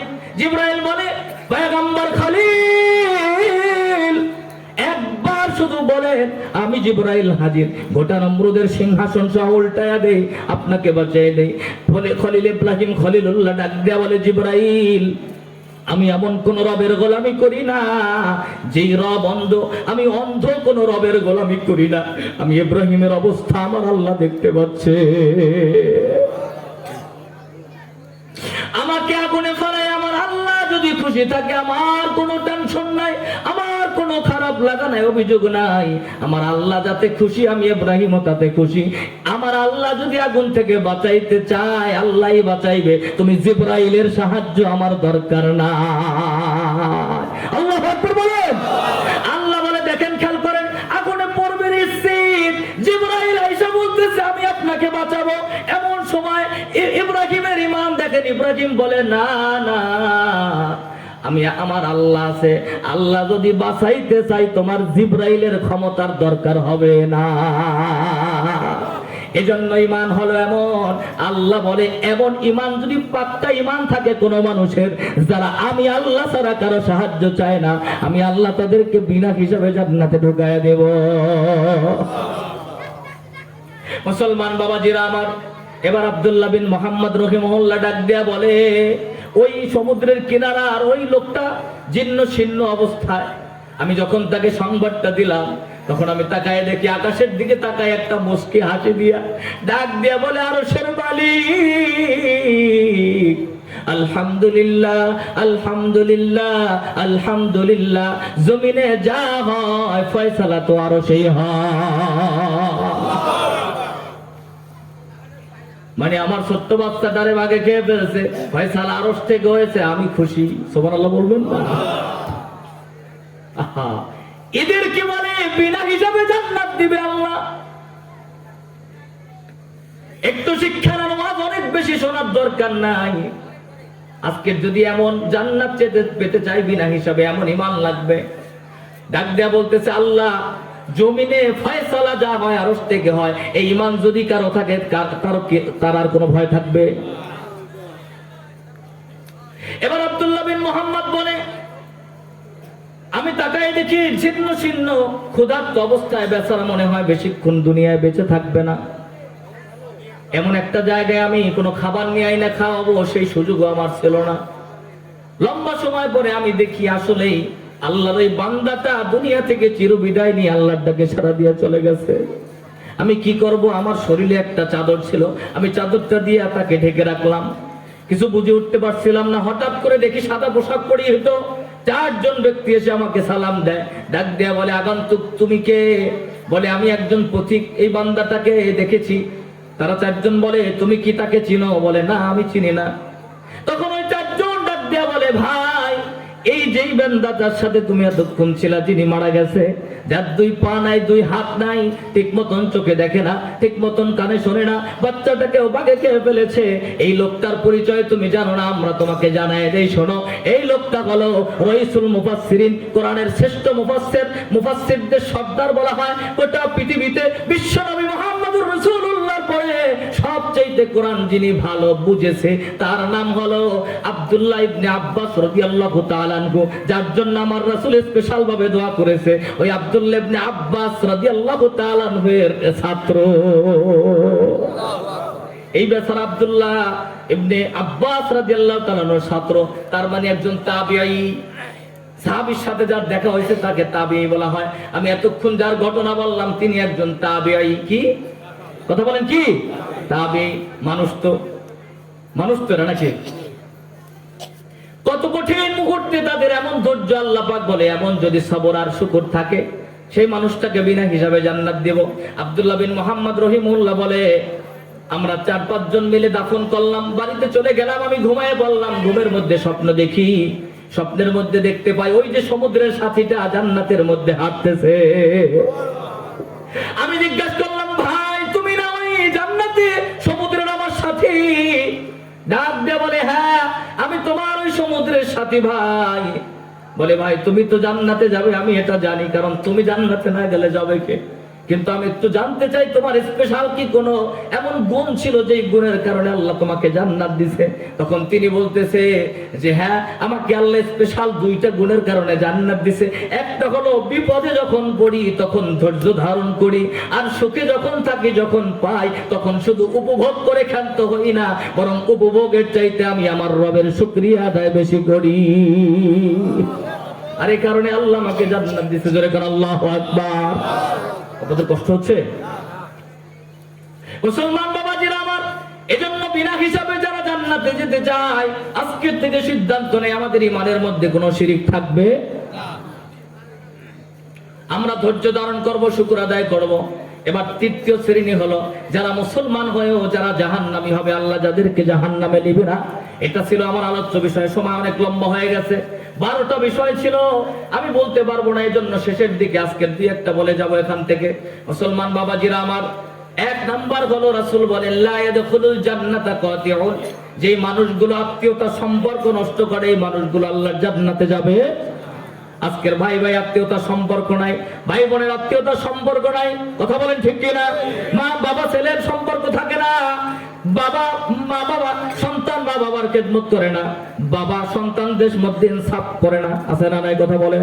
কিয়ামতের ময়দানে বহুত সন্তান তো ধরা খাবেই, বহুত বাবা ধরা খাবে তার সন্তানদের মধ্যে ইনসাফ প্রতিষ্ঠা না করার কারণে, কথা বলেন। আছে না এমন? বহু সন্তান আছে সন্তানদের মধ্যে ইনসাফ প্রতিষ্ঠা করে না, বহুত সন্তান আছে মা বাবাকে দেখে না। খবরদার খবরদার, আত্মীয়তা সম্পর্ক নষ্ট যারা করে, আল্লাহ বলে আমার রহমতটা তাদের থেকে আমি ছিনাইয়া নেই, আমার রহমতটা তাদের সাথে থাকে না। এজন্য আত্মীয়তা সম্পর্ক নষ্ট করা যাবে না। 2 নাম্বার, হারাম খাওয়া যাবে না, হারাম খাওয়া যাবে না। হারাম যাদের সিনার মধ্যে যাদের রক্ত মাংস হারাম দেওয়া হয়, ওই মানুষগুলো আল্লাহ জান্নাতে যাবে না, তাদের দোয়া কবুল হবে না, তাদের দোয়া কবুল হবে না। আপনারা কষ্ট পাচ্ছেন মনে হয় না? আলোচনা কি চলবে? আলোচনা চলবে? কারা কারা চলবে একটু হাত তুলে দেখান তো দেখি। লিল্লাহি তাকবীর। আল্লাহ কবুল করুক। হাত নামান। আপনাদের কষ্ট হচ্ছে নাকি মুসলমান বাবাজিরা আমার? এজন্য ভালো করে খেয়াল করেন, খুব সেনসিটিভ বিষয়। আল্লাহ পাক রাসূলকে মেরাজের রজনীতে গিয়ে 14টা কর্মসূচি দিয়েছে, তার মধ্যে একটা কর্মসূচি শুধু তার ব্যাপারে, তার হকের ব্যাপারে, আর 13টা কর্মসূচি হলো বান্দার হকের ব্যাপারে। যেরকম সুবহানাল্লাহ। এজন্য বান্দার হক গুলো যারা নষ্ট করে এই মানুষগুলো জান্নাতে যায় না। মানুষ বারবার হজে যায়, উমরায় যায়, কিন্তু হজ উমরা কবুল হয় কি হয় না কেউ জানে না।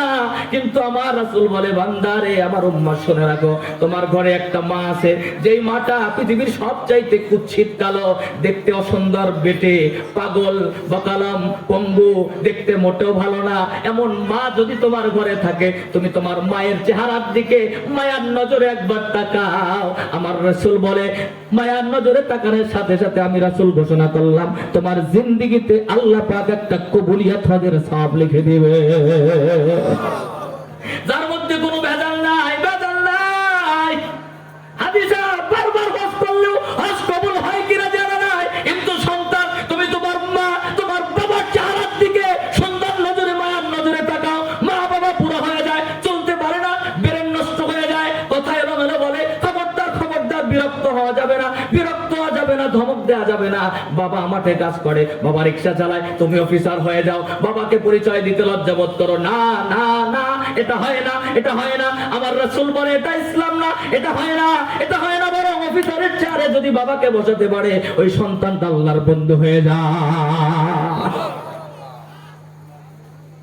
মুসলমান বাবাজিরা আমার, এজন্য পিতা মাতার সাথে বেয়াদবি করা যাবে না, মানুষের হক নষ্ট করা যাবে না, আত্মীয়তার সম্পর্ক নষ্ট করা যাবে না।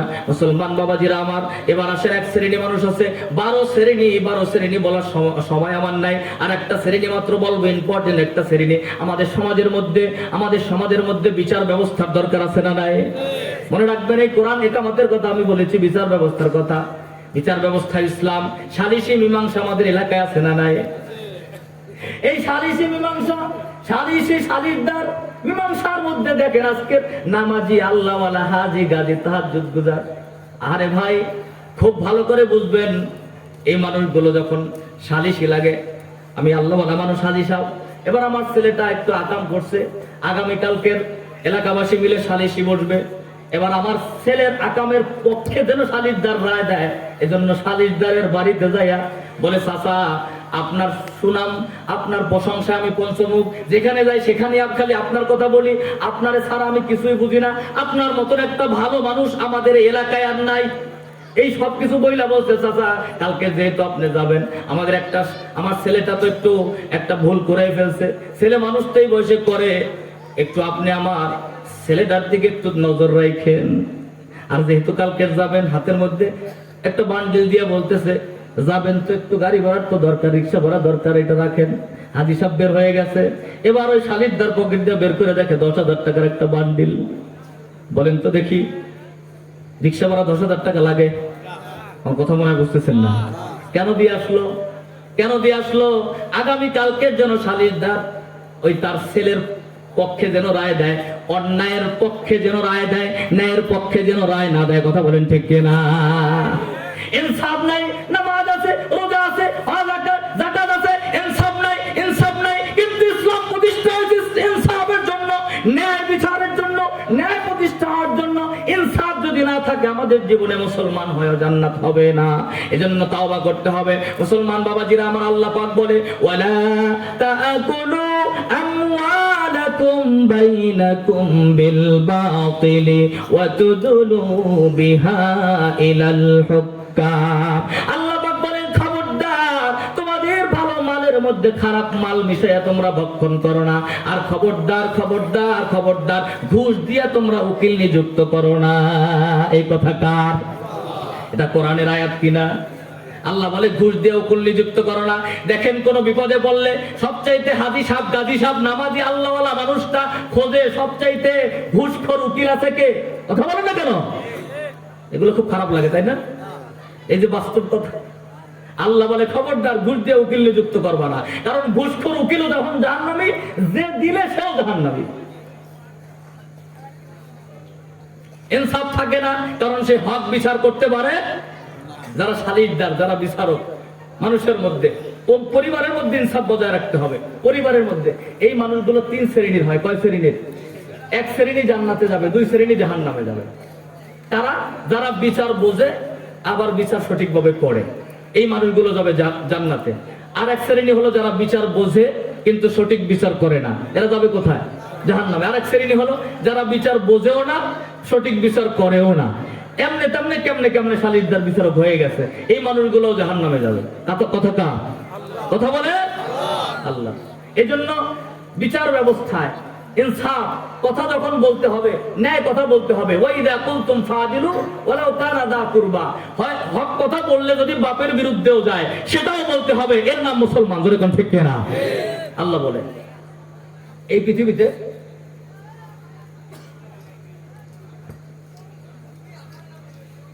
আলোচনা কি শেষ করবো আমি? আপনাদের কষ্ট হচ্ছে নাকি? তাহলে মোনাজাতের দিকে চলে যায় নাকি?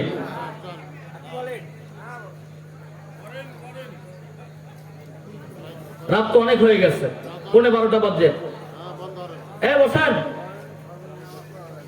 বসে যান। সম্মানিত হাজিরিন, আর বেশি লম্বা করবো না ইনশাল্লাহ। আমি শেষের দিকেই যাব আপনাদেরকে বলে, আমরা দোয়ার দিকে যাব।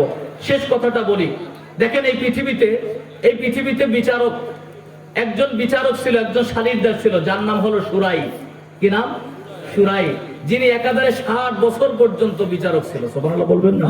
কয় বছর? 60 বছর। ওমর রাদিয়াল্লাহু তাআলা, আলী রাদিয়াল্লাহু তাআলা, উসমান রাদিয়াল্লাহু তাআলা, সবাই আমলে। আলী রাদিয়াল্লাহু তাআলা যখন প্রেসিডেন্ট হলেন, খলিফা, তখন তিনি চলছে ঘোড়ার পিঠে, একটা বর্ম পিছন দিয়ে হঠাৎ করে চলে গেছে, পড়ে গেছে। পিছনে একটা ইহুদি পাইয়ে বর্মটা চুরি করে নিয়ে গেছে।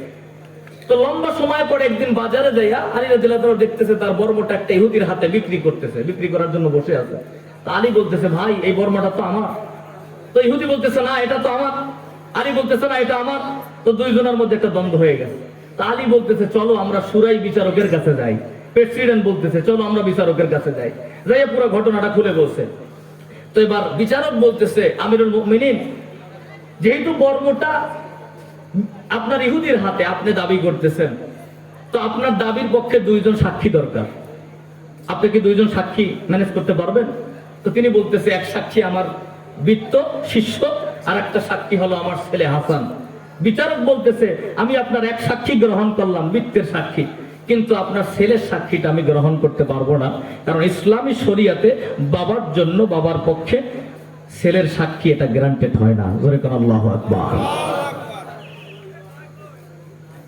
আলী রাদিয়াল্লাহু তাআলা, আমার দ্বিতীয় কোনো সাক্ষী নাই, সুতরাং আমি হেরে গেলাম, বর্মটা ইহুদিকে দিয়ে দেন। বিচারক রায় দিল বর্ম ইহুদির। ইহুদি নিয়ে গেল, দাঁড়াইয়া চোখের পানি ছেড়ে দিয়ে আলী রাদিয়াল্লাহু তাআলা কদমে পড়লেন, বিচারকের কাছে ক্ষমা চাইলেন। ডাক দিয়ে বলছে, মহামান্য আদালত, কিছু মনে করবেন না, এই বর্মটার মালিক আমি না, বরং বর্মটার মালিক আমিরুল মুমিনিন আলী নিজে। জোরে কোন সুবহানাল্লাহ। মহামান্য আদালত যখন আমিরুল মুমিনিন ঘোড়ার পিঠে চলতেছিল, সেই মুহূর্তে তার পিছন থেকে বর্মটা পড়ে যায়। আমি চুরি করে নিয়ে গিয়েছিলাম। মনে করছিলাম চুরি করে নেব, গোপন করে ফেলবো, এজন্য আমি নিজে দাবি করেছি, মিথ্যা বলেছি। আসলে এটা আলীর বর্ম। কিন্তু এই মুহূর্তে যেই ধর্মের শরীয়তে, যেই ধর্মের আদালতে এমন ন্যায় ইনসাফের প্রতিষ্ঠা হয়, যেখানে সত্য বিচার হয়, যেখানে ইনসাফ প্রতিষ্ঠা হয়, এমন ইনসাফওয়ালা ধর্ম থেকে আমি দূরে থাকতে চাই না। এই বর্মটা আমি আলীকে দিয়ে দিলাম, আর এই মুহূর্তে আমাকে কালেমা পড়ায় মুসলমান বানায় দেন। লা ইলাহা ইল্লাল্লাহু মুহাম্মাদুর রাসূলুল্লাহ। এজন্য দেখেন, কোরআন প্রতিষ্ঠা হলে, ইনসাফ প্রতিষ্ঠা হলে, এই মানুষগুলোর চরিত্র দেখে বিধর্মীরা পর্যন্ত মুসলমান হয়ে যায়। যেরকম ঠিক কিনা? আল্লাহ আমাদেরকে কবুল করে বলো আমিন। সম্মানিত হাজরিন, এবার আমরা দোয়ার দিকে যাব। দোয়া সবার দরকার আছে না নাই? সবাই বলবেন, কেউ ওঠানামা করবেন না, আপনাদের জন্য তাবারুকের ব্যবস্থা আছে। তার আগে আমার কয়েকটা কথা, আসেন তার আগে আমরা দোয়া প্রয়োজন। আজকের আমাদের সমাজের মধ্যে যুবকরা কথা শোনে না, স্ত্রী স্বামীর কথা শোনে না, সন্তান মা বাবার কথা শোনে না, বড় ভাই ছোট ভাই বড় ভাইয়ের কথা শোনে না। এই যে আমাদের মধ্যে অনেক অভাব, অনেক সমস্যা, সামাজিকভাবে অনেক প্রবলেম, অনেক আমাদের অভিযোগ, সব অভিযোগের একটা সমাধান আছে, তার নাম হলো দোয়া। সুবহানাল্লাহ বলে কি নাম? এজন্য রাসূল বলে দুআ মুখুল ইবাদা। দোয়া হলো সমস্ত কিছুর মগজ, সমস্ত ইবাদতের মাথা। দোয়ার মাধ্যমে মানুষের পরিবর্তন কেমন হয় দেখেন, খুব ভালো করে খেয়াল করেন। আজকে আমরা দোয়া করতে চাই না। পৃথিবীতে মানুষের কাছে মানুষ যত চায় তত সে বিরক্ত হয়, কিন্তু আল্লাহর কাছে বান্দা যত চায় তত আল্লাহ তাকে কাছে তুলে নেয়। সুবহানাল্লাহ। বরং আল্লাহর কাছে না চাইলে আল্লাহ বেজার হয়, মনে হয় যেন এই বান্দাটা আমাকে চিনলো না অতটা। একটা সম্ভ্রান্ত ফ্যামিলি ছেলেটারে মানুষ করতে পারে না। এখন ছেলের বিয়ার বয়স, ছেলেটারে বিয়ে করাইবে শ্বশুর শাশুড়ি। ছেলের মা বাবা চিন্তা করছে একটা আলেমা হাফেজা, একটা আল্লাহওয়ালা দিনদার একটা মেয়ে দেখে ছেলের বিয়ে করাবো। তো একটা মেয়ে দেখতে গেছে, যাই একটা আলেমা হাফেজা মেয়ের সংবাদ পেল। পাওয়ার পরে এবার শাশুড়ি ছেলের মা যাইয়া বলছে, তোমাকে আমি আমার ছেলের জন্য বউ বানাইতে চাই, শর্ত হলো তুমি আমার ছেলেটারে জান্নাতের পথে চলাবা। সুবহানাল্লাহ বলে। এবার মেয়ের মা বাবা একটু গরিব ফ্যামিলি, তারা মনে করছে যাক নিয়ত তো ভালোই, যেহেতু আমার মেয়েটা যাইয়া তার ছেলেটারে ভালো করবে, জান্নাতের পথে নিবে, তো তারা রাজি হয়ে গেল। বিয়ে কমপ্লিট। আমি সংক্ষেপে বলতেছি। এবার প্রতি রাতে, দিনে বেলা, বিকালে, রাতে সব সময় মেয়েটা দাওয়াতি কাজ করতেছে স্বামীকে, স্বামী আসেন আমরা একটু একসাথে জান্নাতের পথে চলতে চাই, আমরা জান্নাতে থাকতে চাই, এই দুনিয়ায় আমরা কয়দিন থাকবো, আমি আর আপনি জান্নাতে থাকতে চাই। সুবহানাল্লাহ বলে। যদি আমি আপনি দুইজন জান্নাতি হই, তাহলে জান্নাতে যখন আমাদের দুইজনকে নিবে, হাজবেন্ড ওয়াইফ যদি জান্নাতি হয়, তাহলে আল্লাহ পাক বলেন ওই স্বামীর জন্য তার স্ত্রী এমন সুন্দর হবে যে গোটা দুনিয়া তো দূরের কথা, জান্নাতের মধ্যে যত নারীরা আছে, হুরিরা আছে, সবার চাইতে সুন্দর বানাই আল্লাহ তার স্ত্রীকে তার কাছে দিবে। সুবহানাল্লাহ বলে। আবার ওই পুরুষটা, স্বামী স্ত্রী যদি জান্নাতে যায়, তাহলে ওই পুরুষকেও আল্লাহ পাক ওই স্ত্রীর জন্য যত খারাপই পুরুষ হোক, যত অসুন্দর হোক, যত দুর্বল হোক, আল্লাহ পাক ওই পুরুষটাকে গোটা জান্নাতি পুরুষদের সবচাইতে সেরা পুরুষ বানায় স্ত্রীর সামনে হাজির করবে। সুবহানাল্লাহ বলবেন না? তো স্ত্রী বলতেছে, স্বামী গো, আমার প্রাণের স্বামী, দুনিয়ায় কয়দিন থাকবো, আসেন আমরা একটু ওই রকমের জান্নাতে একসাথে বসবাস করতে চাই অনন্ত দিনের জন্য। এরকমের বুঝাচ্ছে, একের পর এক বুঝাচ্ছে, গাঁজা ছেড়ে দেন, মদ ছেড়ে দেন, নেশা ছেড়ে দেন, আসেন একটু নামাজ পড়ি, কিন্তু কোনোদিন শোনে না। একদিন স্বামী বিরক্ত হয়ে সুন্দর স্ত্রীর গালের মধ্যে একটা চর বসাই দিচ্ছে। বসাই বলতেছে, কোনোদিন সামনে যদি আর কোনোদিন আমার কাছে এই সমস্ত দাওয়াত দাও, নামাজের কথা বলো, এই নেশা ছাড়তে বলো, তাহলে আমি তোকে একসাথে 3 তালাক দিব। নাউজুবিল্লাহ বলে। আচ্ছা বলেন তো, এখন আর দাওয়াতের রাস্তা আছে? আর রাস্তা আছে? এবার স্ত্রী নিরুপায় হয়ে স্বামী ঘুমায় 6 মাস পর্যন্ত, লম্বা সময় 6 মাস পর্যন্ত। প্রতি রাতে স্বামী যখন ঘুমায়, স্ত্রী পাশ দিয়ে উঠে যায় গোপনে, আস্তে আস্তে করে ওযু বানায়, পাকের ঘরে যায় গোপনে গোপনে আল্লাহর সিজদা দেয় রাতের গভীরে, আর ডেকে ডেকে বলে, মালিক, ও মালিক, আমার শাশুড়ি আমাকে তার সন্তানের জন্য নিয়ে আসছিল, আমাকে জান্নাত বানাতে, আমার এই স্বামীকে জান্নাতের পথে চালাতে। আল্লাহ গো, আমি এতদিন পর্যন্ত দাওয়াত দিয়েছি, আজকের দাওয়াতের রাস্তা বন্ধ হয়ে গেছে। আল্লাহ গো, আমার স্বামী আলটিমেটাম দিয়েছে, আর যদি দাওয়াত দেই আমাকে তালাক দিয়ে দেবে রে আল্লাহ, আমি যাব কই? আজকে থেকে বন্ধ হয়ে যায়, কিন্তু মালিক তোমার আরশের দরজা বন্ধ হয় না। আমার দাওয়াতের দরজা বন্ধ হয়, কিন্তু তোমার হেদায়েতের দরজা তো বন্ধ হয় না রে আল্লাহ। এই কথা বলতে বলতে একদিন না, 2 দিন না, 3 দিন না, 1 মাস না, 2 মাস না, 6 মাস পর্যন্ত একটা রাতের জন্য স্ত্রী ঘুমায় না, স্বামীর ঘুম পাড়ায়া মুসাল্লায় দাঁড়ায়া যায়, শুধু দোয়া করে, তাহাজ্জুদে দোয়া, সিজদায় পড়ে স্বামীর হেদায়েতের দোয়া করতে থাকে 6 মাস ধরে। একদিন স্বামী ডান দিকে হাত দিয়ে দেখতেছে স্ত্রী বিছায় নাই। এখন বদমাশ স্বামী যেহেতু, ওর সন্দেহ লাগছে, মনে হয় স্ত্রী অন্য কোনো পুরুষের সাথে দেখা করতে যায়। ওইবার চিন্তা করছে, আমি আগামী রাত ঘুমের বান করে দেখবো কই যায়। ঠিকই ঘুমের বান করে দেখতেছে, ঠিক আগের অভ্যাস মতো স্ত্রী আজকের রাতেও আস্তে করে উঠে গেছে। স্বামী ঘুমাইছে, স্ত্রী উঠে যায়, বাথরুমে যায়, ফ্রেশ হয়, পোশাক চেঞ্জ করে নতুন সুন্দর একটা পোশাক পরে আস্তে আস্তে বের হয়। এখন স্বামী মনে করতেছে, এই মনে হয় আমার বউ কারোর সাথে দেখা করতে যায়, কারণ যার মনে যা লাভ দিয়ে ওঠে তা কথা বলে। তাহাজ্জুদ গুজার উঠে পুকুরে উজু করার জন্য পা ধোয়, আর সোরাও পা ধুইছে। তো তাহাজ্জুদ গুজার মনে মনে ভাবতেছে এটাও আমার মতন আল্লাহ ওয়ালা তাহাজ্জুদ। আর সোরা মনে মনে কইতেছে, যাক আমি একাই চুরি করি না, আমার সাথী ভাই কিছু আছে। কথা বলে।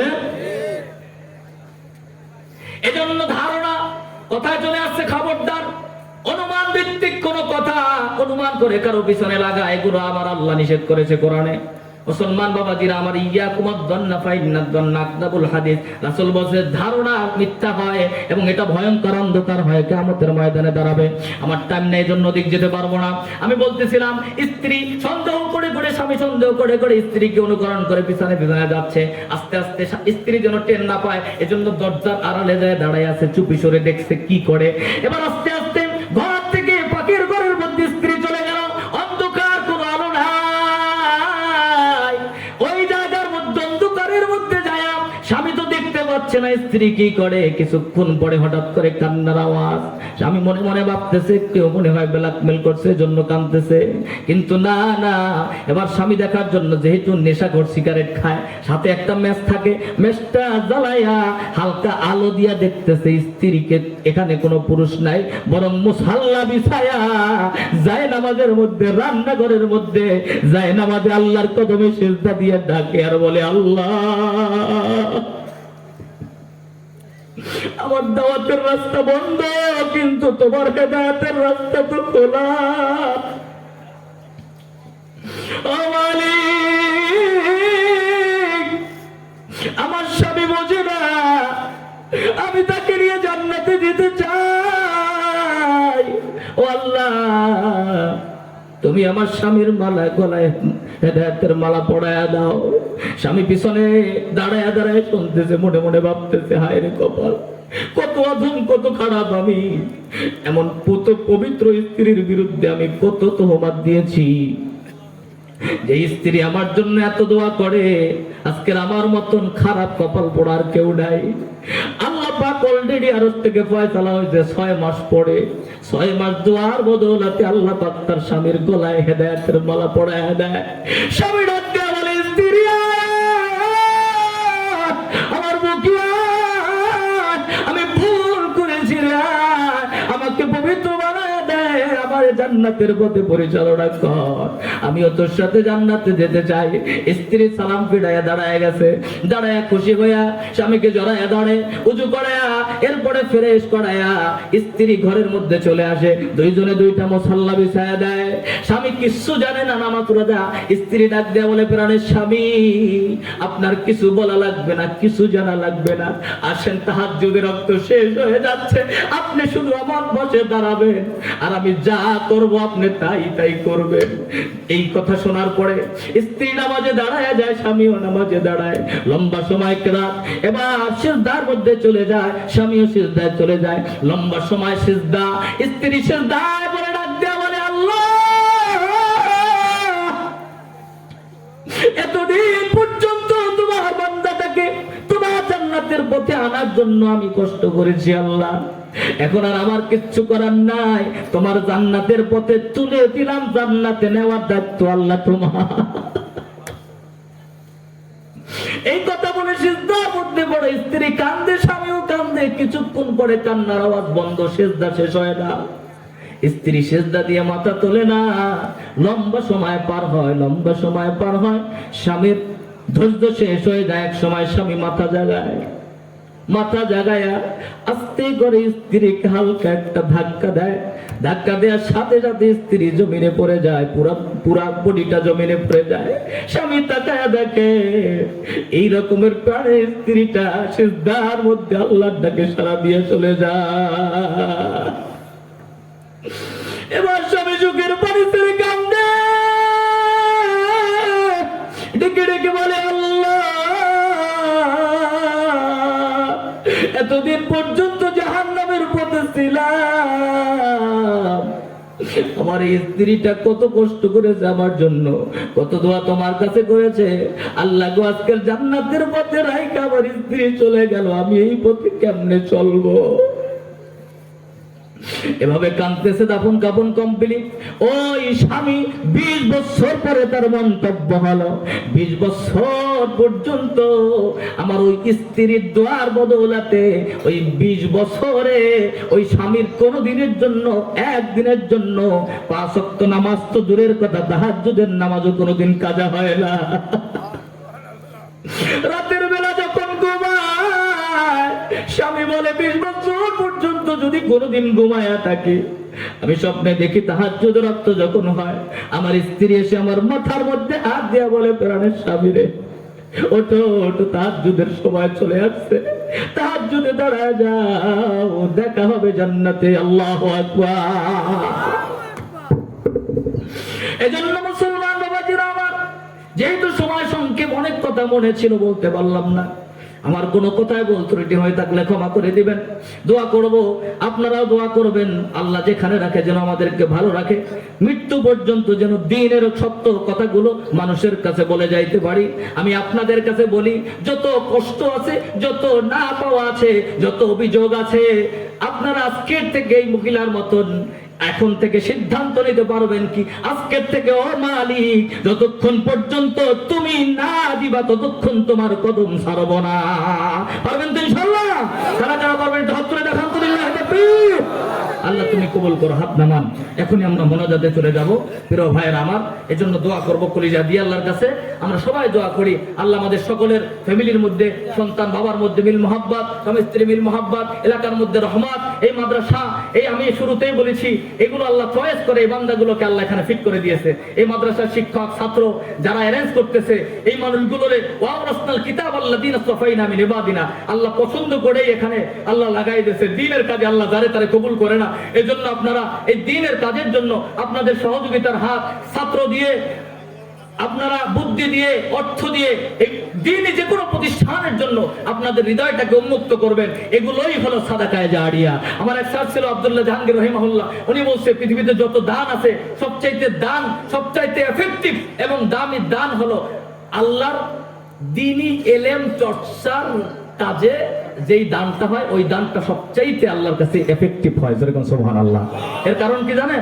এর কারণ হলো ওই দ্বীনি কাজে যখন দান করা হয়, একটা ছাত্র যখন দ্বীন শেখে, ওই ছাত্রটা একজনকে শিখায়, উনি কমপক্ষে একজনকে শিখায়, ও আর একজনকে শিখায়। এই যে চেইন থাকে, আপনি একদিন 1 টাকা 10 টাকা দিবেন, কিয়ামত পর্যন্ত সাদাকায়ে জারি আপনার আমলনামায় চলতেই থাকে। যেরকম সুবহানাল্লাহ।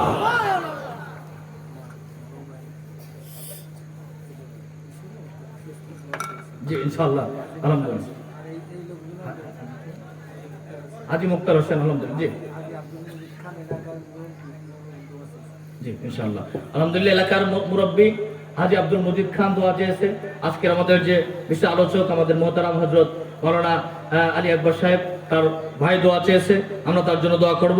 এরপরে অনেকেই দোয়া চেয়েছেন, আমার কাছে আরো অনেকে আসার সময় বলেছেন, আমরা সবার জন্য দোয়া করব। মন্টু ব্যাপারী কাকার মায়ের জন্য মৃত্যু, তার মায়ের জন্য দোয়া করব। এরপরে আমাদের যে মাদ্রাসা সেক্রেটারি আমার সাথে যোগাযোগ করেছে, আলহামদুলিল্লাহ, যুবক মানুষ, তিনি আপনাদের সামনে কথাও বলেছে। এই মাদ্রাসার জন্য অনেক মেহনত করে, অনেক ভালো মানুষ, দিনের এই প্রতিষ্ঠানটা যেন আগায় যায়, এজন্য তিনি চেষ্টা করে। জনাব হান্নান সর্দার, তার বাবা মায়ের জন্য আমরা দোয়া করব। এরপরে শাহিন ব্যাপারী, তার মা বাবার জন্য আমরা দোয়া করব। আলামিন ব্যাপারী ভাই, তার জন্য দোয়া, সে অসুস্থ, আল্লাহ তাকে সুস্থতা দান করুক। এরপরে ইউনুস ব্যাপারী ও তার মেজ মেয়ের সুস্থতার জন্য দোয়া করব। যুব সমাজের জন্য ইনশাল্লাহ আমরা দোয়া করব। শিক্ষকদের জন্য, বিশেষ করে হাফেজ জি ইনশাল্লাহ আমরা সবার জন্য, কবির ব্যাপারী নিজের জন্য দোয়া চেয়েছে, আমরা দোয়া করবো ইনশাল্লাহ। এক কথা আমরা সবার জন্য দোয়া করব। দূর দূরান্ত থেকে যারা আমার বাবু ভাইরা এসেছেন সবার জন্য দোয়া হবে। এই মাদ্রাসার শিক্ষক যারা মেহনত করতেছে তাদের জন্য কলিজা দিয়ে দোয়া করবেন। এই মানুষগুলোর মেহনতের কারণে আজকের এই 5টা হাফেজ কোরআন আপনারা দেখলেন, ঠিক কিনা বলেন? এই যে বলেছেন এবছর 5 জন, আগামী বছরের জন্য 10 জন হয়, এই রকমের এই মাদ্রাসা যেন এক সময় দ্বীনের মারকাজ হিসাবে আল্লাহ পাক যেন কবুল করে, জোরে কোন আমিন। জি, আপনার মাদ্রাসা কি জানেন? প্রেমহার আজিজিয়া নুরানী মাদ্রাসা আগামী 27 তারিখ মাহফিল আছে, আপনাদের সকলের দাওয়াত, আল্লাহ কবুল করুক, আল্লাহুম্মা আমিন।